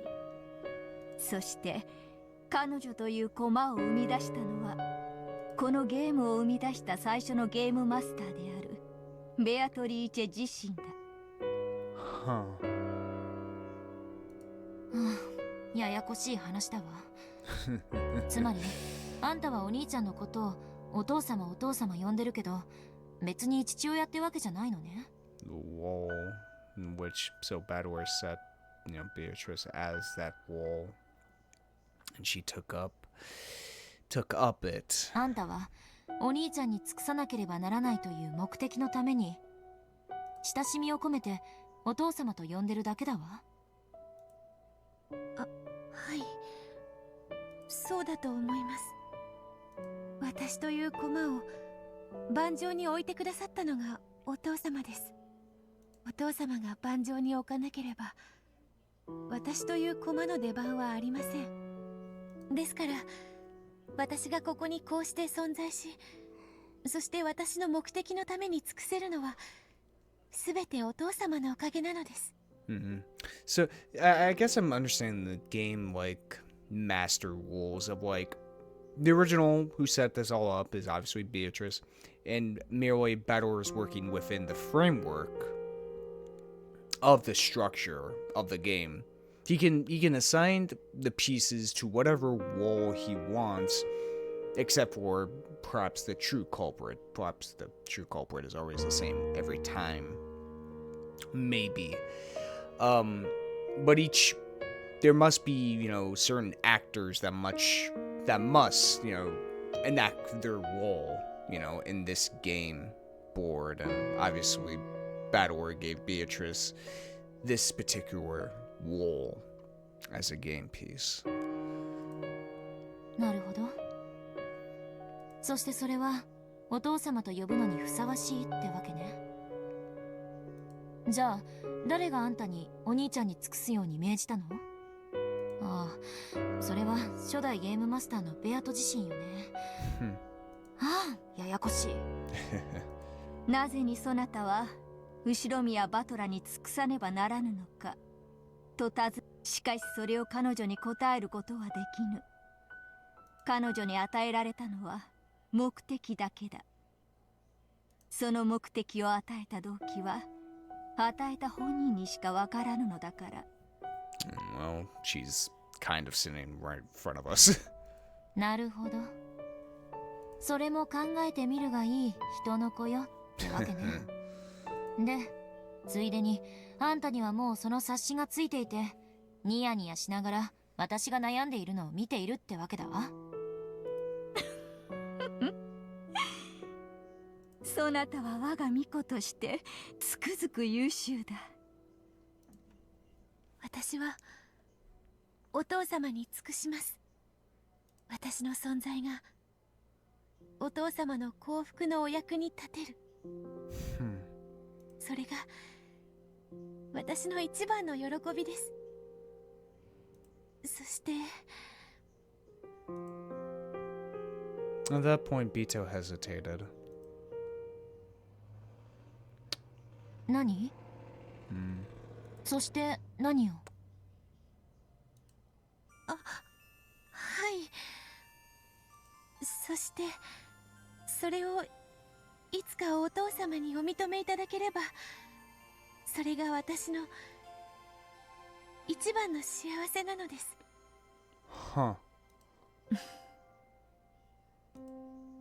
何よそれ。尽くしたいってだけならまさに魔女の家具ねと言いたいところだけど、 To acknowledge her. それを認めてもらいたい？それじゃ家具ってより。 Angie stopped mid-sentence. That's less like furniture, more like you're just a girl who loves Oni-chan. I don't get it. Driving force behind this Beato is that of a girl who adores Oni-chan. But then, what does that make her? If the first Beato liked Oni-chan, then she should have adored him and devoted himself to him directly. Why would she create a piece of herself, a separate entity, to do it?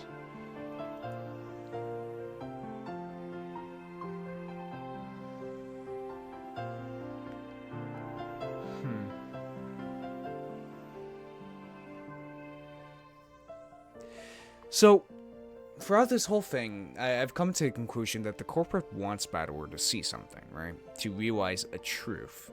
And we also have to consider the sin of 6 years ago, right?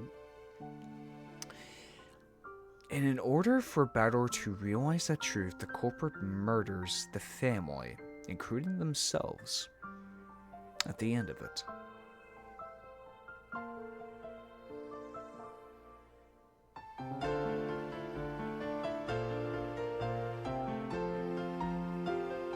It can't be just because they... How is this this expression of love then?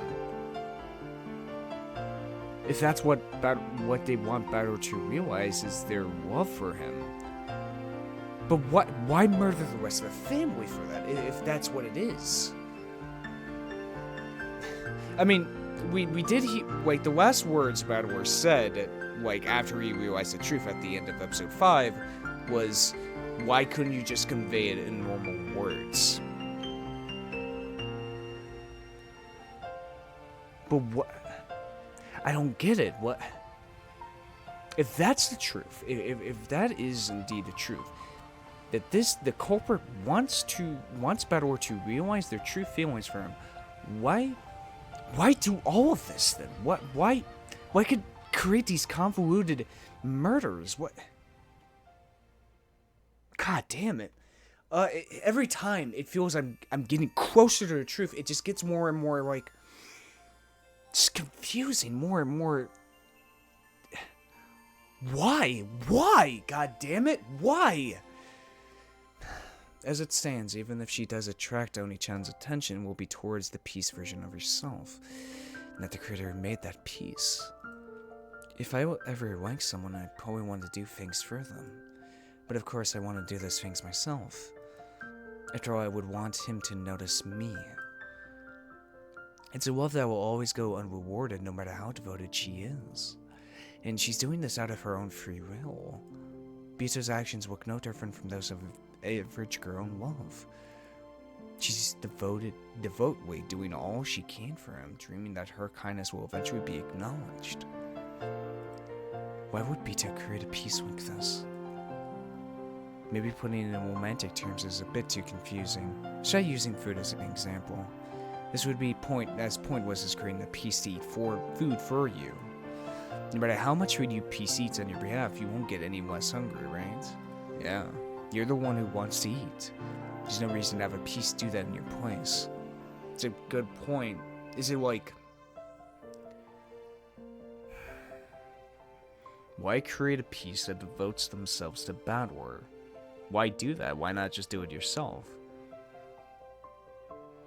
Because there's some, like, that must mean that the game master Beatrice is unable to love Beato because of a certain reason. That must be the only reason why she would create the role of this piece, you know, that's filled in by Chick Beatrice.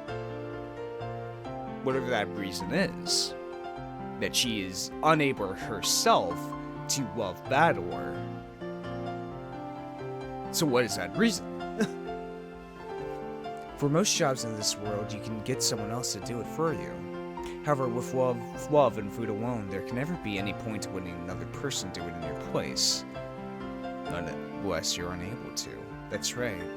This Beato was created as a piece because of an impossible reason, yes. Though at a core she looks just like a normal girl, the more I know about her, the less I understand like she's an imaginary number. お父様はそう呼ばれるのを嫌われていました。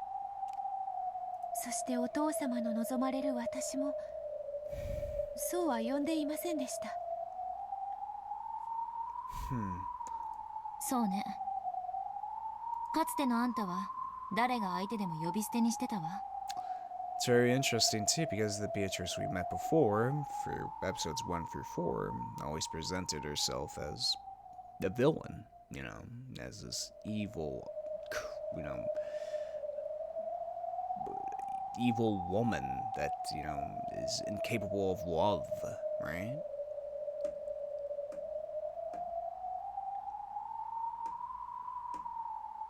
So, original Beatrice must have set up that facade for some reason, but yet gave another version of, like, set up a piece that is able to love Beato. Why? Why do that? Why create... If that villainous persona is truly a facade, why do it? Why set up the fucking facade in the first place? What is the point of it?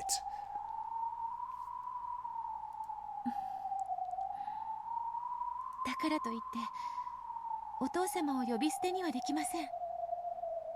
せめてバトラさんと呼ぶように努力はしたいと思います。あんなに冷たくされてよくめげないものね。いえ、バトラさんは今大切なゲームに臨まれています。相手は大ベルンカステル教の駒、強敵エリカ教です。いよいよゲームが佳境に差し掛かろうというデリケートなところに私がしゃしゃり出て、バトラさんが望まないお父様という言葉をかけてしまったのですから、機嫌を崩されても無理ないことです。Apparently, Beato still wanted to devote herself to Bador, even after being treated in such a cold manner. Though to an outsider it might just look as though she's being snubbed, it doesn't faze her at all. It truly is the blindness of a girl in love. それとも私に愛がないから見えない？愛があれば見えぬものが見えることもあろうな。Beato once again immersed herself in the fragment book that the former Beato had written.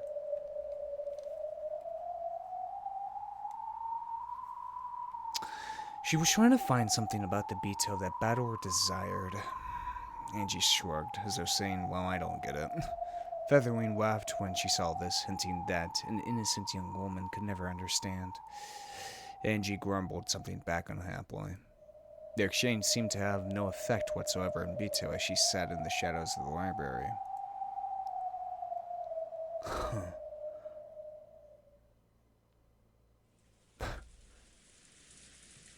What the hell is it? What is it? What the fuck is the truth? What is it? God damn it. That's the thing. What? Beatrice wants Bador to see something. Bador has finally gotten that truth. But what truth is that? What possible truth is it that the culprit has to murder multiple members of the family in order for Bador to get it? What is it? It's not money. It's the truth of something. This one fucking thing has been driving me crazy. Of like, what could it possibly be? What is it that drives you to murder your entire family, 18 people, and then yourself as well, create message bottles to send out into the world as some sort of, I don't know, maybe it's a confession, maybe it's to spread the myth of the Golden Witch. But why create two different versions of these exact same events? What is it? What the fuck is it?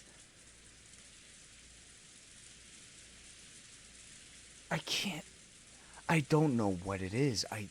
That's the one fucking thing. The one pinpoint thing. What is it that Beatrice wants Bador to see? What is it? What the fuck is it? Is it as simple to... Is it really as simple as that the culprit just wants Bador to believe in magic? Or is it something else? It's not I don't think it's anything material. What is it? What the fuck is it? After chasing all the others out, only Bador remained in the study. There was no color in this dimly lit room.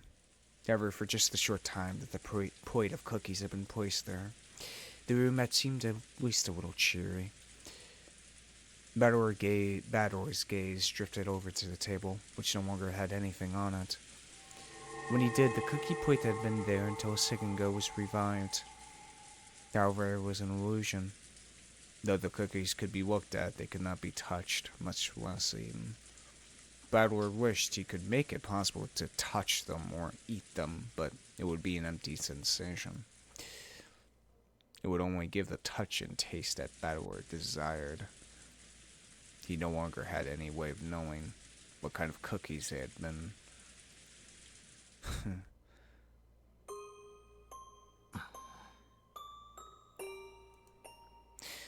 On a reception sofa across from Bador, a crowd of gold butterflies slowly gathered and took the form of the old Beato.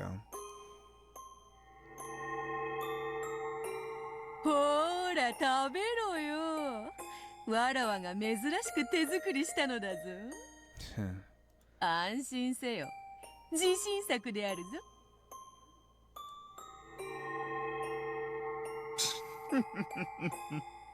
お嬢様の場合、むしろ自信作の方が不安になろうというものですな。まったくだぜ。お前が作るクッキーなんてどうせおかしな毒が入ってるに決まってる。それは心外な。仮に入っていたとしても、そなたのあれがそうなってこうなっちゃうかもしれない程度のもんではないか。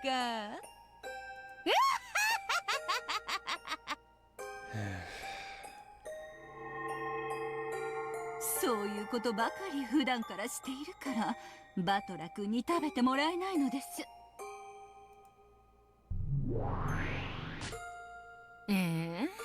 手料理に何か入れるなんて基本でしょ。爪に髪の毛、魔法のおまじないに愛のかけら。あんたたちだったら何を入れるの？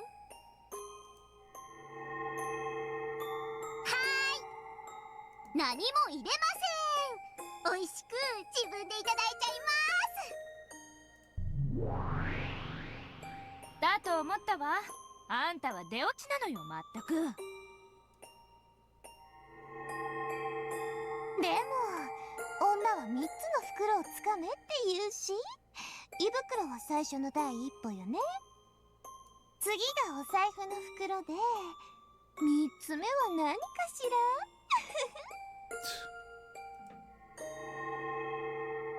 男を振り向かせるなら、身も心も魂さえも全てを私のために捧げさせたい。だからこそ私は手料理に全ての力と愛情を注ぎ込める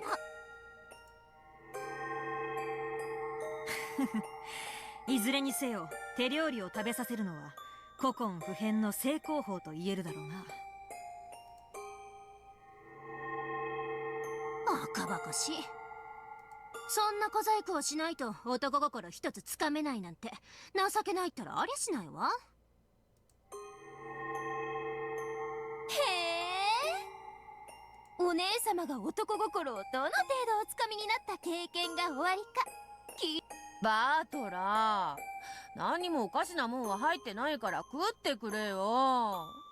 わらわがそなたのためにクッキーを手作りするなんて二度とねえからさ。There probably won't be another chance. I slowly stretched my hand out to the illusion of the cookie plate and touched it.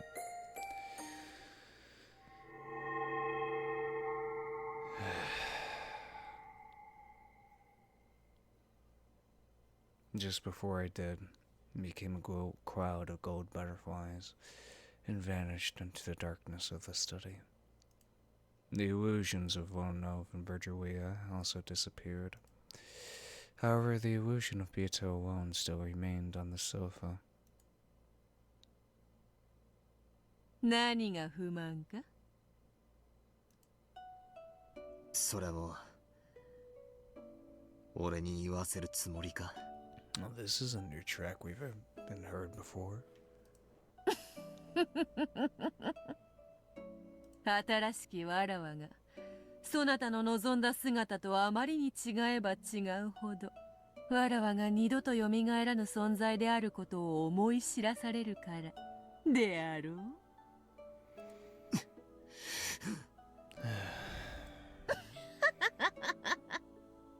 いい女は逃したら二度と捕まらぬわ。今頃になってわらわがいい女だったと気づいたであろうが。うるせえ。お前なんか二度と現れなくてせいせいすら。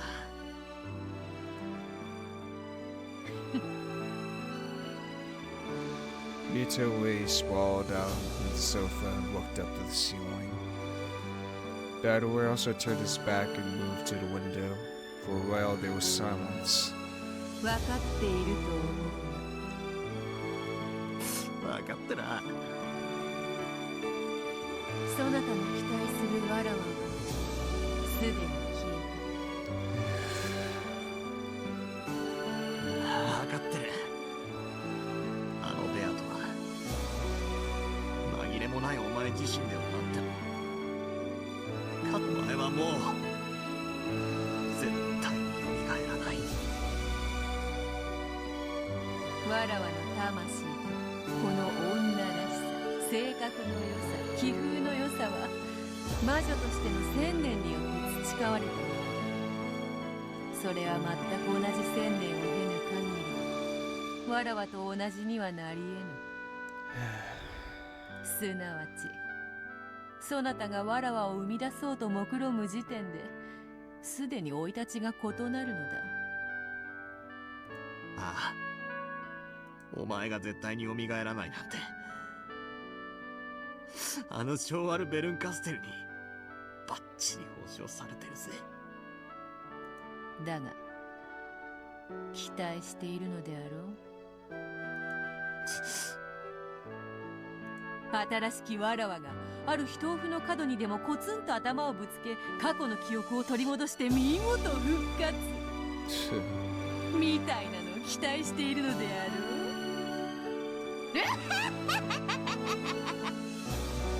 そんな妄想プロットは今時ラノベだって通用せぬわ。うるせえ。お前だってかつて俺が思い出して気づくのをずっと待ってやがったじゃねえかよ。 Remember? The sin of 6 years ago.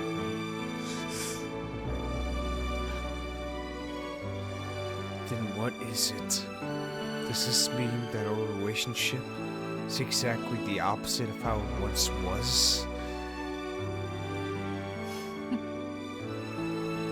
わらわよ、そなたがいつかはきっと気づく。思い出す。 Notice. 奇跡が起こる。 Remember. そう信じてゲームを繰り返したこともあった。 The coin that lands on its edge. Eventually, if you flip it enough times, it would eventually land on its edge. A miracle would occur. どういう気持ちだったんだよ、お前が俺とゲームをしている時は。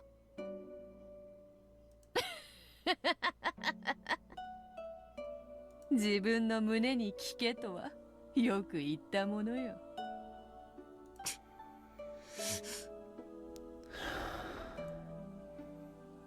It hurts.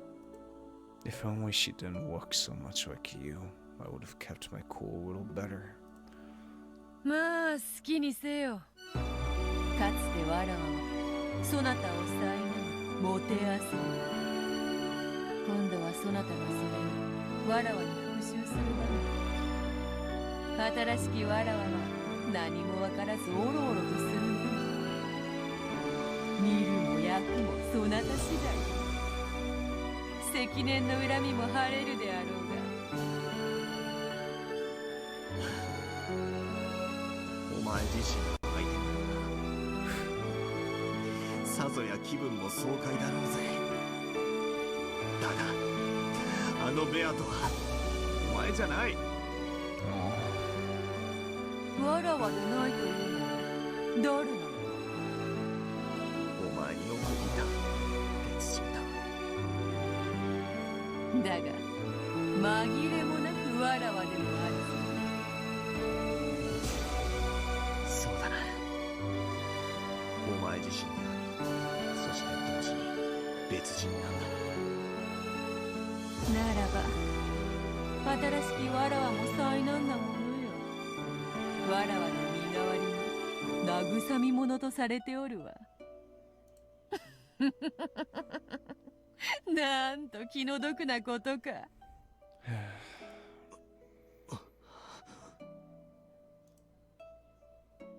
That might be the contradiction inside me.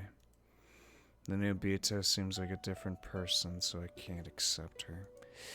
Even though I know she's a different person, she keeps reminding me of Beato's face.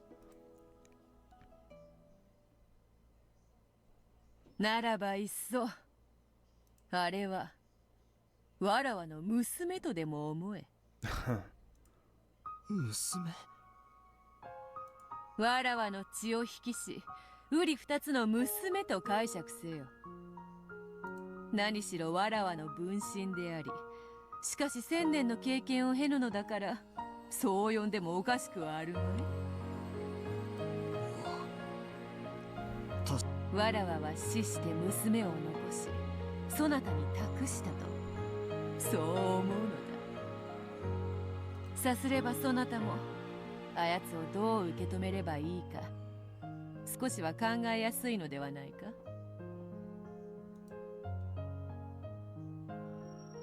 らしくもなくうまい例えをしやがって。茶化すでない。あやつは我が娘だ。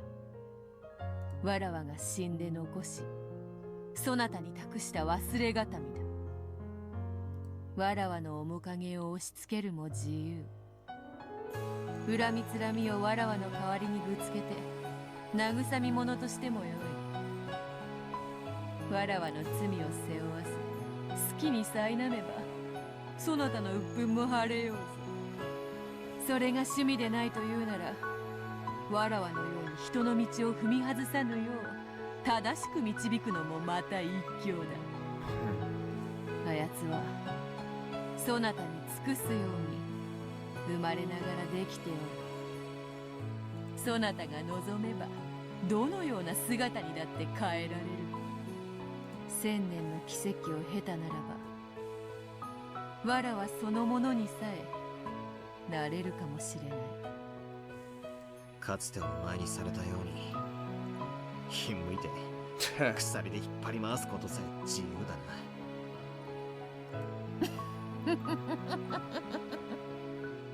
そうだな。今ならばそれ以上の非道なる所業さえ可能。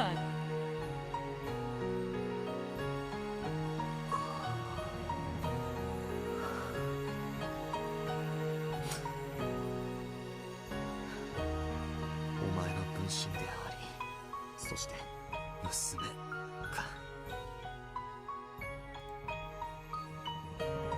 Yes, she is exactly the same person, the same piece which was created once more by the wolf called Beatrice. However, when I am unable to accept it that way, I can think of her as Beato's daughter. Finding a clear guidepost for how to interact with her and smooth the uncertainty in my heart. Finally, I understand how cool I was to her then. My tears poured to the ground, and when I followed them with my eyes, I noticed that a white business card had fallen onto the floor. It was the message card that had adorned those cookies. I rushed her, telling her to clean up and leave right away, which was probably why it had fallen to the floor unnoticed. I picked it up and read the message on it. It was extremely short, pure, and sincere. It's so clear that I should be able to read it. However, it's blurred with tears and I can't see anything.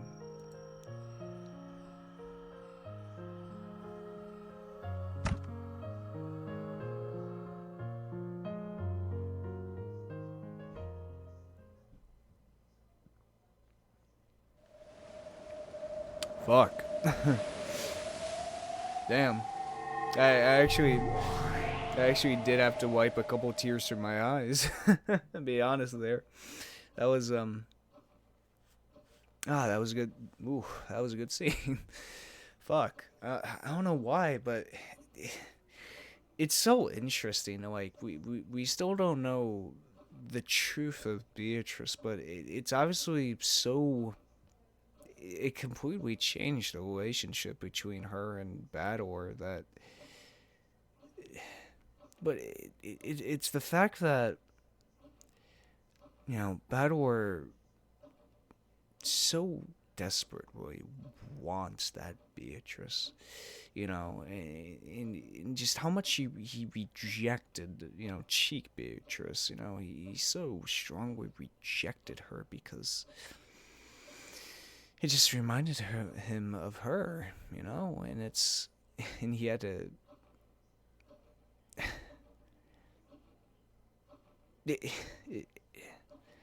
It's so interesting that I'm able to shed tears of, you know, this relationship between, you know, a guy and a, you know, by all accounts, a horrible woman, you know, like,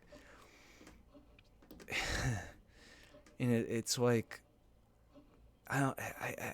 maybe it's just the concept of like a love that cannot be rekindled, a love that one side finally gets the other, but as soon as they get it, the other side is gone. You know what I mean? It's that kind of emotion of like seeing two people unable to finally get one another, you know? Like, once one party gets it, the other is already gone. It's too late. And now the shoe has been placed on the other foot. Bador desires, you know, Beatrice so much, yet she's gone. All that's left is, well, as she put it, a daughter. A double, but a daughter as well. So it's heartbreaking. Really, it really is. Anyway, the flood of light and sound slowly dissipated. The silence that followed was not interrupted even by the sound of wind and rain outside that had once been present. Whoa.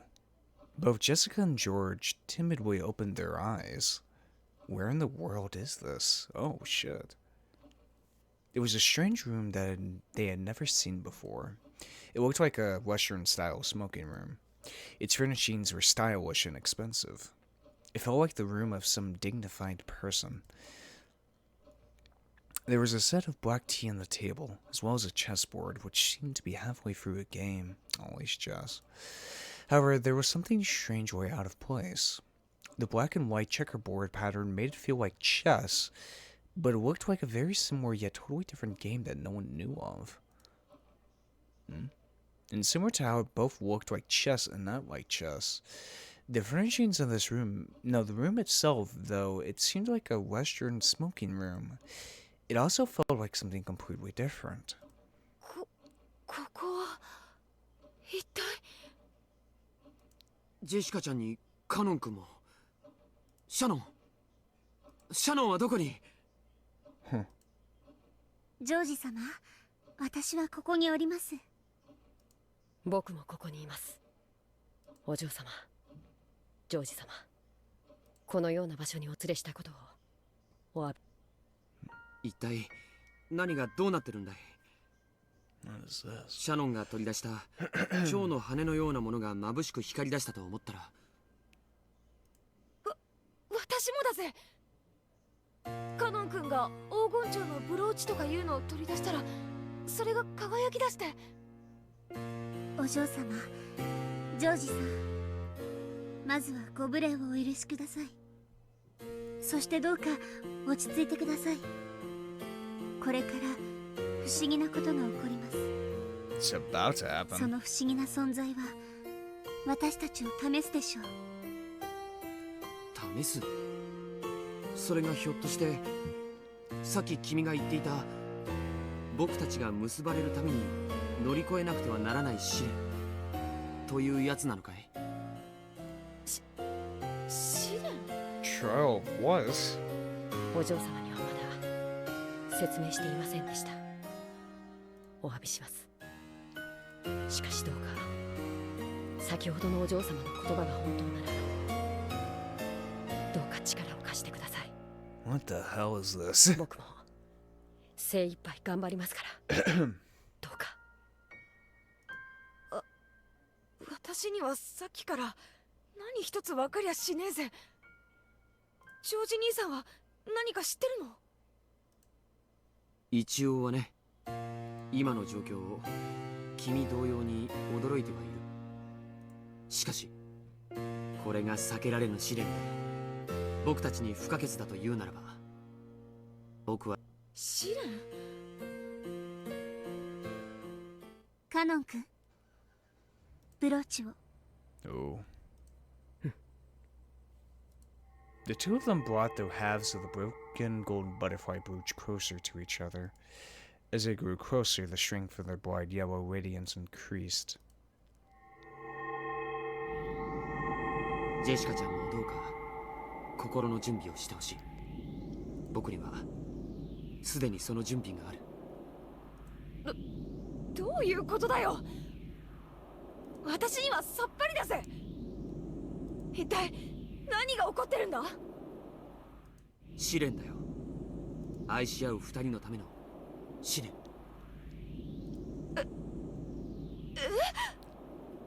This is it? George spoke these awkward-seeming words quickly and easily.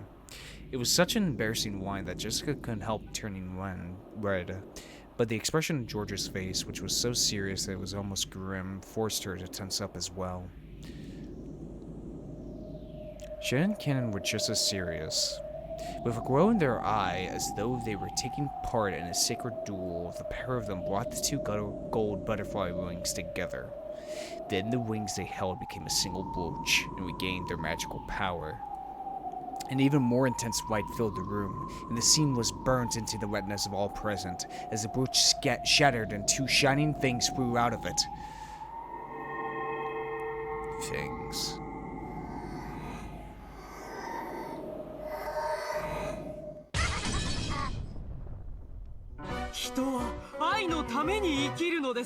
What the fuck?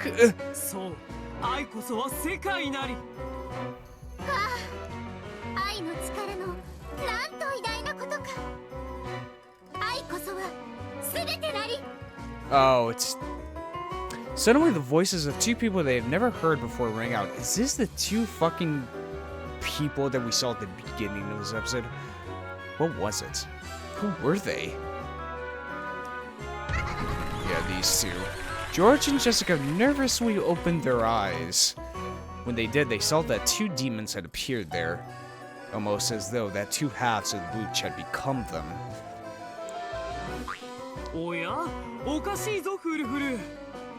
どうして我らはこのようなところに？本当に不思議ですわ、ゼタル。人間と家具しかいない。Zepa. 魔女はどこ？私たちを呼び出すにふさわしい魔女の姿はどこに？ああ、僕たちは契約の魔女の名前をよく覚えているはずさ。呼んでみようじゃないか、フルフル。フーフー。そうね、ゼタル。私たちは契約の魔女、黄金の魔女の名前を知っている。じゃあ呼んでみよう。せーの。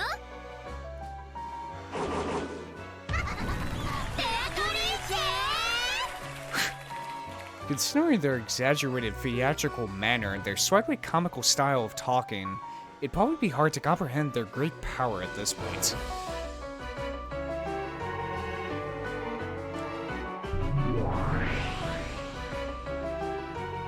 When the two demons called Beatrice's name, a cyclone of gold butterflies picked up throughout their room.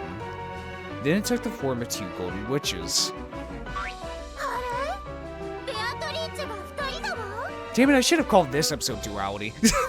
僕たちだって二人だもの。ベアトリーチェがたまには二人だっておかしくはないさ。こやつはわらわの分身にして妹だ。二人は同じにして一人と同じ。はじめまして。お久しぶりです、ベアトリーチェ様。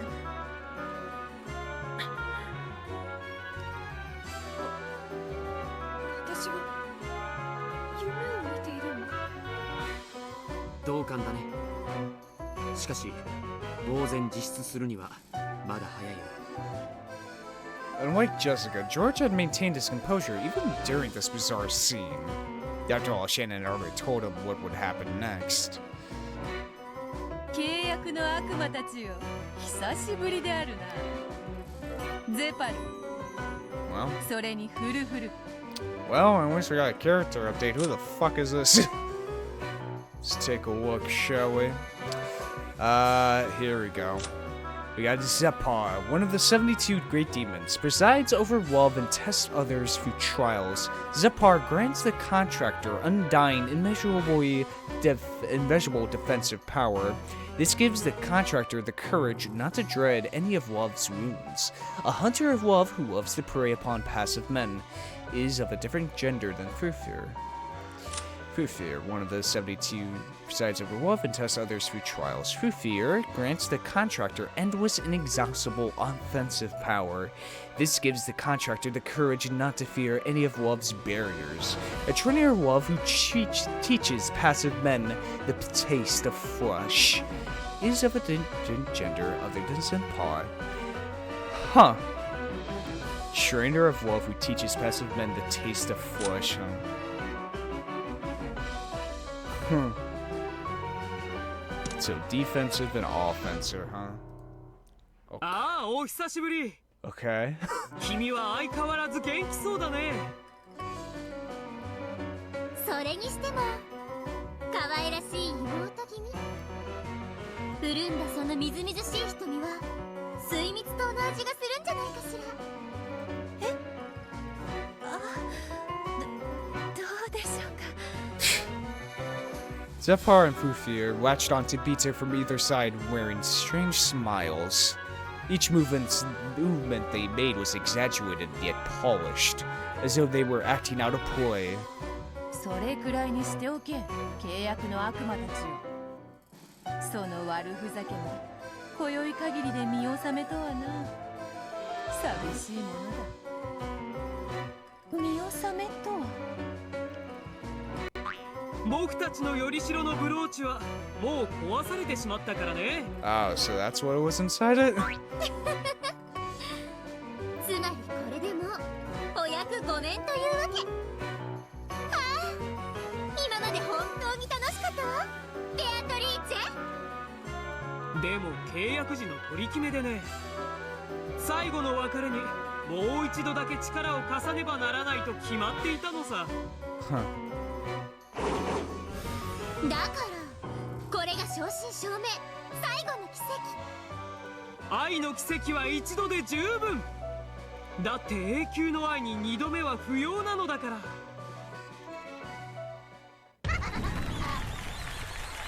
そういうわけ。Umineko is filmed in front of a live studio audience. 愛し合う男女たちよ。ここに集いしは奇跡なくして恋を成就できぬ呪われし者たち。その奇跡を与える黄金蝶のブローチの力は、泣こうがわめこうが今宵限り最後のチャンス。それは一組のつがいにしか与えられぬ。僕は負けないよ。I guess this really was what Shannon meant by winning. お互い頑張ろう。Shannon can exchange serious gazes. Both had already readied themselves to fight for the sake of their love. よくわからねえけどよ。Yeah. おかしな悪魔の力なんて世話になる気はねえぜ。Jessica was finally starting to figure this place out. These demons were probably planning to pit her and Ken against George and Shannon. はっきり言わせてもらうが、余計なお世話だぜ。私とカノン君の仲は私とカノン君でどうにかする。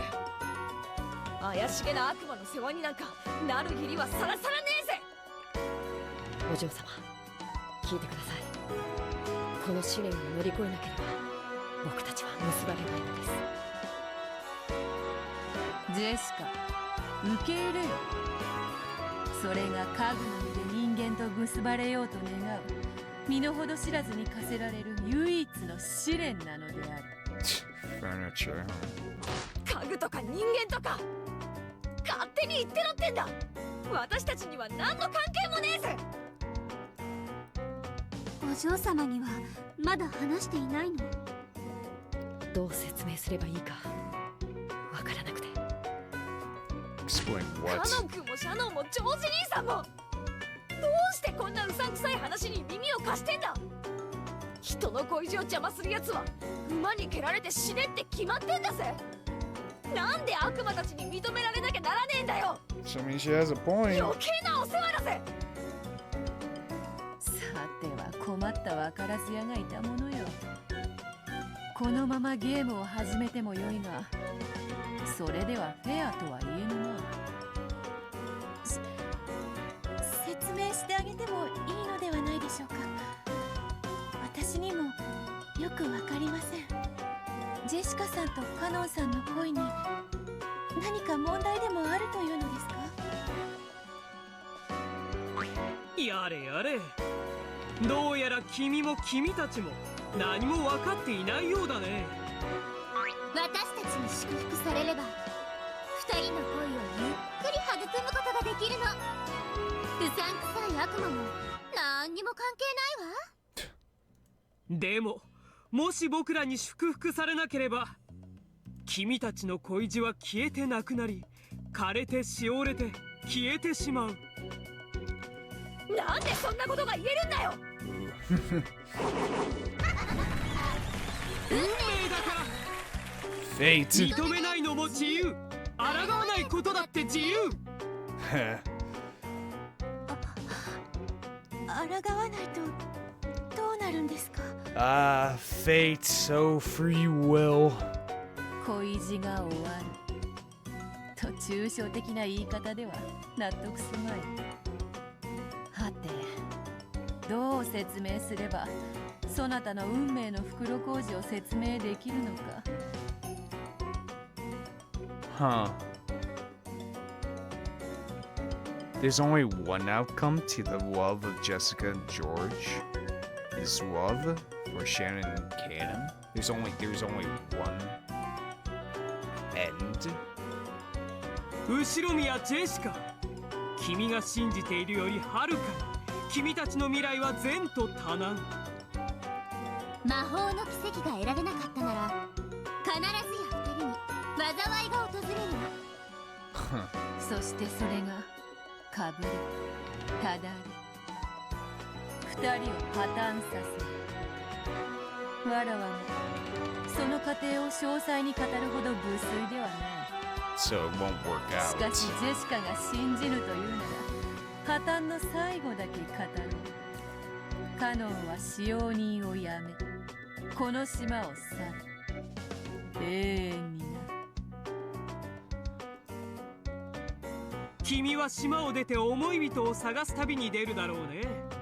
しかしそれは決して報われない。そうしてあなたは嘆いて恨むの。誰を？あなたを。僕をかい？いいえ、今のあなたを。 With a dramatic gesture, the two of them pointed at Jessica. They were saying that if she left, the person left with regrets would be Jessica herself. 何を言ってやがる。 I do not appreciate this comedic duo. 思い人を失ったあなたはその時気づくわ。思いを遂げる試練を逃げたあの時の自分が憎いって。そうさ、僕たちは未来の君からのメッセンジャー。どうか今のこの瞬間を君の恋に真剣になって戦いに臨んでほしい。 So give it your all. もしあなたが未来の自分のメッセージに耳を貸さないならば、王を飲み込む愚かな蛇をそのままどんどん飲み込み続け。 Damn Ouroboros. 永遠の苦悩の輪廻は自らを飲み込み消えるのみよ。わけがわからない。 Just this confusion showed on her face as anger. However, a memory of something she'd heard a long time ago welled up in the back of her mind. Unlike Nissan, I don't plan on working here for many years. After just a few years, or possibly, if Nissan ever decides to stop working here, I think I'll stop working too. Kanon... Ah. そなたが魔法の奇跡をシャノンとジョージに譲るなら、二人は結ばれ島を出る。そしてカノンもまた島を出る。それは避け得ぬ運命なのだ。では魔法の奇跡を得られたなら。無論カノンは島にとどまり、いつまでもジェシカのそばにいる。ジェシカが望んだ音楽活動とやらも一緒に始められるだろう。それ以上の関係にどう進むかは愛し合う二人の問題だ。ジェシカが望むように二人だけでゆっくりと関係を育めばよい。ただその場合は私とジョージさんもまた結ばれません。 But why? 僕たちは自らの幸せと未来をかけて God damn it, fate, fucking elder god bullshit. 戦わねばならぬ運命なんです。ふざけるなよ。なんだよそれ。つまり自分たちが結ばれれば必ず相手は破綻するのか。そんな悪魔のゲーム冗談じゃねえぜ。 And plus, there's not really the guarantee that, you know, any of them survive the fucking murders. 間違えるな。そなたらが奪い合うゲームではない。黄金蝶のブローチの力がなければ、そもそもどちらの恋も実らぬ運命なのだ。誰がそんな運命を決めたんだよ。恋を許されぬ家具に恋したそなたらの罪ゆえにだ。 Furniture my ass. カノンはそなたにはっきりと家具は恋をする資格がないと拒んだはず。そなたはそれを承知でカノンを恋の相手に選んだの。知らぬとは言わせぬ。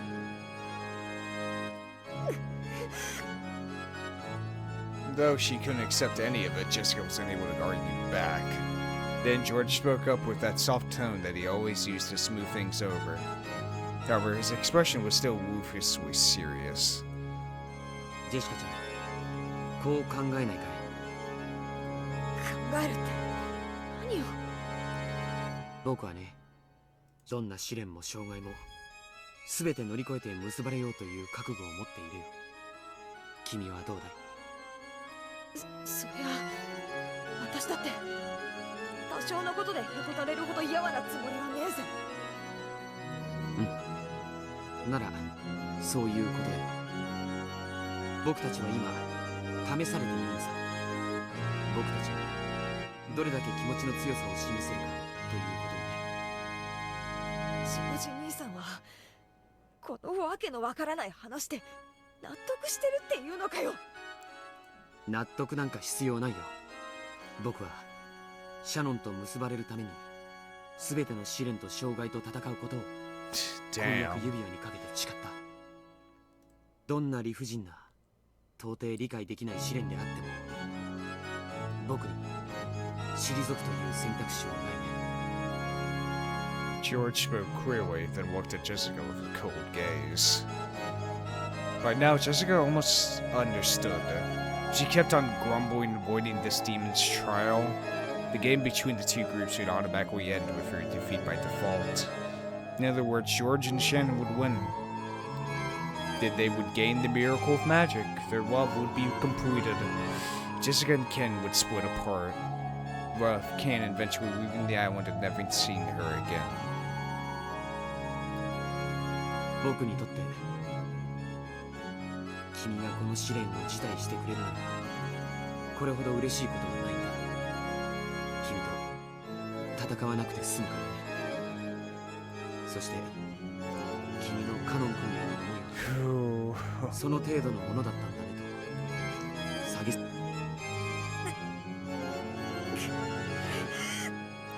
Two sides of a coin. It seemed as though George spoke ruthlessly, but was actually being exceptionally fair. If Jessica lost by default, she would never be able to clear away her lingering regrets. That would leave a bad aftertaste for George as well. 僕たちはたった一つの奇跡をめぐって正々堂々と戦わなくちゃならない。その結果、仮に僕が敗れたとしても、互いがベストを尽くして戦った上での結果なら諦めがつく。そしてだからこそ心の底から相手を祝福できるんだ。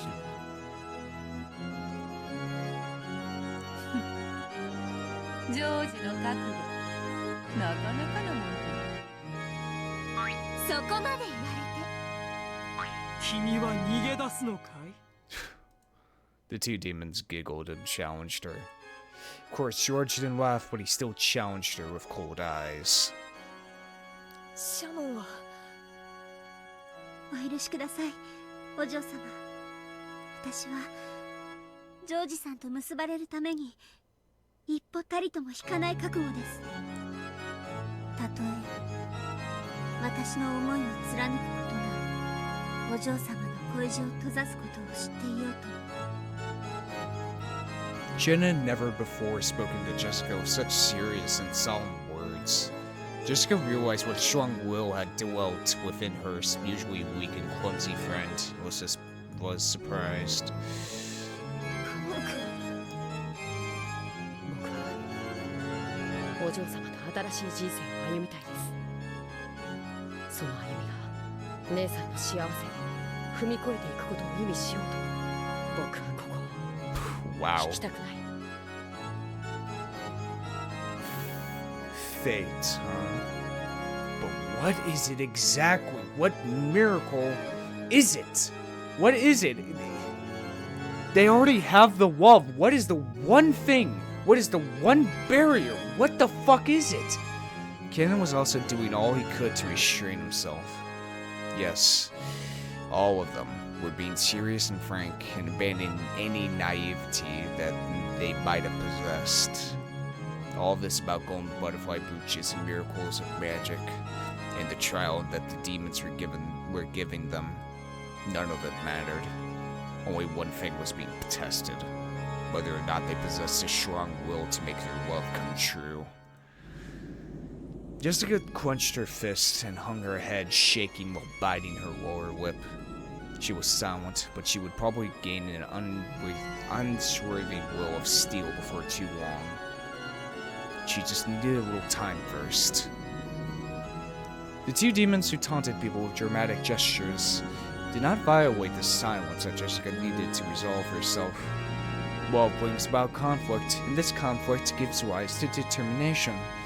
As the demons of love, they could understand more fully than any others how noble that determination was. ジェシカさん。そしてその魔法の奇跡はそなたであっても享受できるものであるぞ。私にもそれはどういう。 She had thought that this had been about two pairs of lovers. Beato was surprised to suddenly hear that this had something to do with her as well. 黄金蝶のブローチの奇跡はそなたの願い。バトラへの行為を認められたいという願いさえも叶えることはたやすい。そしてその奇跡なくして結ばれることもまたない。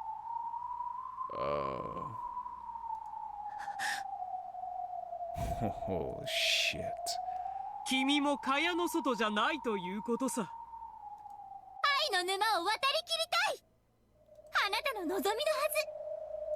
僕たちは君の願いだって決してないがしろにしたりはしない。そなたとバトラの関係とてやがてはただれ腐り落ちる。Oh shit. shit. いくら楽観的なそなたであっても Oh. 何かの奇跡がない限りやがてはそのような運命を迎えることをすでに理解しているはずだ。 Oh shit. それは Beato hung her head sadly. She hadn't wanted to lose heart from that cookie incident. However, it would have been a massive lie to say that it hadn't hurt her. The more she tried to get close to Battler, the more she hurt him. However, she had been born in order to get close to Battler. She was like a hedgehog freezing in the cold and bunching together for warmth. She had approached him because of love and had been hurt for it. そこまで分かっているなら奇跡に託すのもまた一興というものよ。川の宝くじに当たりなしとも言うでな。ゼパル、フルフル、このわらわの妹も加えよ。ああ、もちろん。よろしく。もう一人のベアトリーチェ。私たちは初めからあなたも加えるつもりでいましたわ。なぜなら僕らはゼパルとフルフル、愛を司る悪魔だから。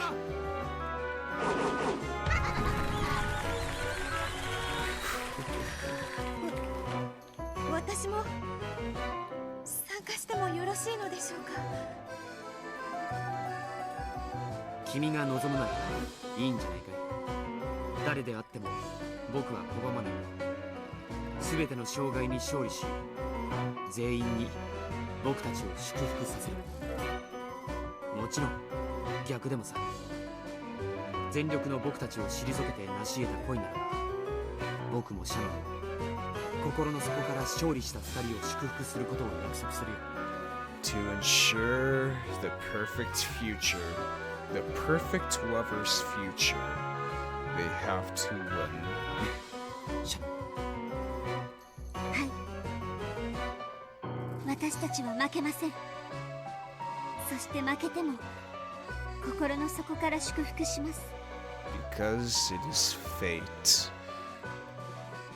僕も同じです。僕は負けません。いけねえ喧嘩だってんなら買おうじゃねえかよ。私もカノン君も不先輩ってのだけはごめんだぜ。それはそなたの。はい。お父様に、いえ、バトラさんに私を認めてもらえる可能性がわずかでもいただけるなら、私もそれに自らをかけたいと思います。よくぞ言った。それでこそ我が妹。ゼパル、フルフル、役者は揃ったぞ。それでは始めようか、フルフル。ええ、始めましょう、ゼパル。たった一つの魔法の奇跡をめぐっての愛し合う者たちの試練を。Wow. The trial of lovers, huh? For it is fate that decides it.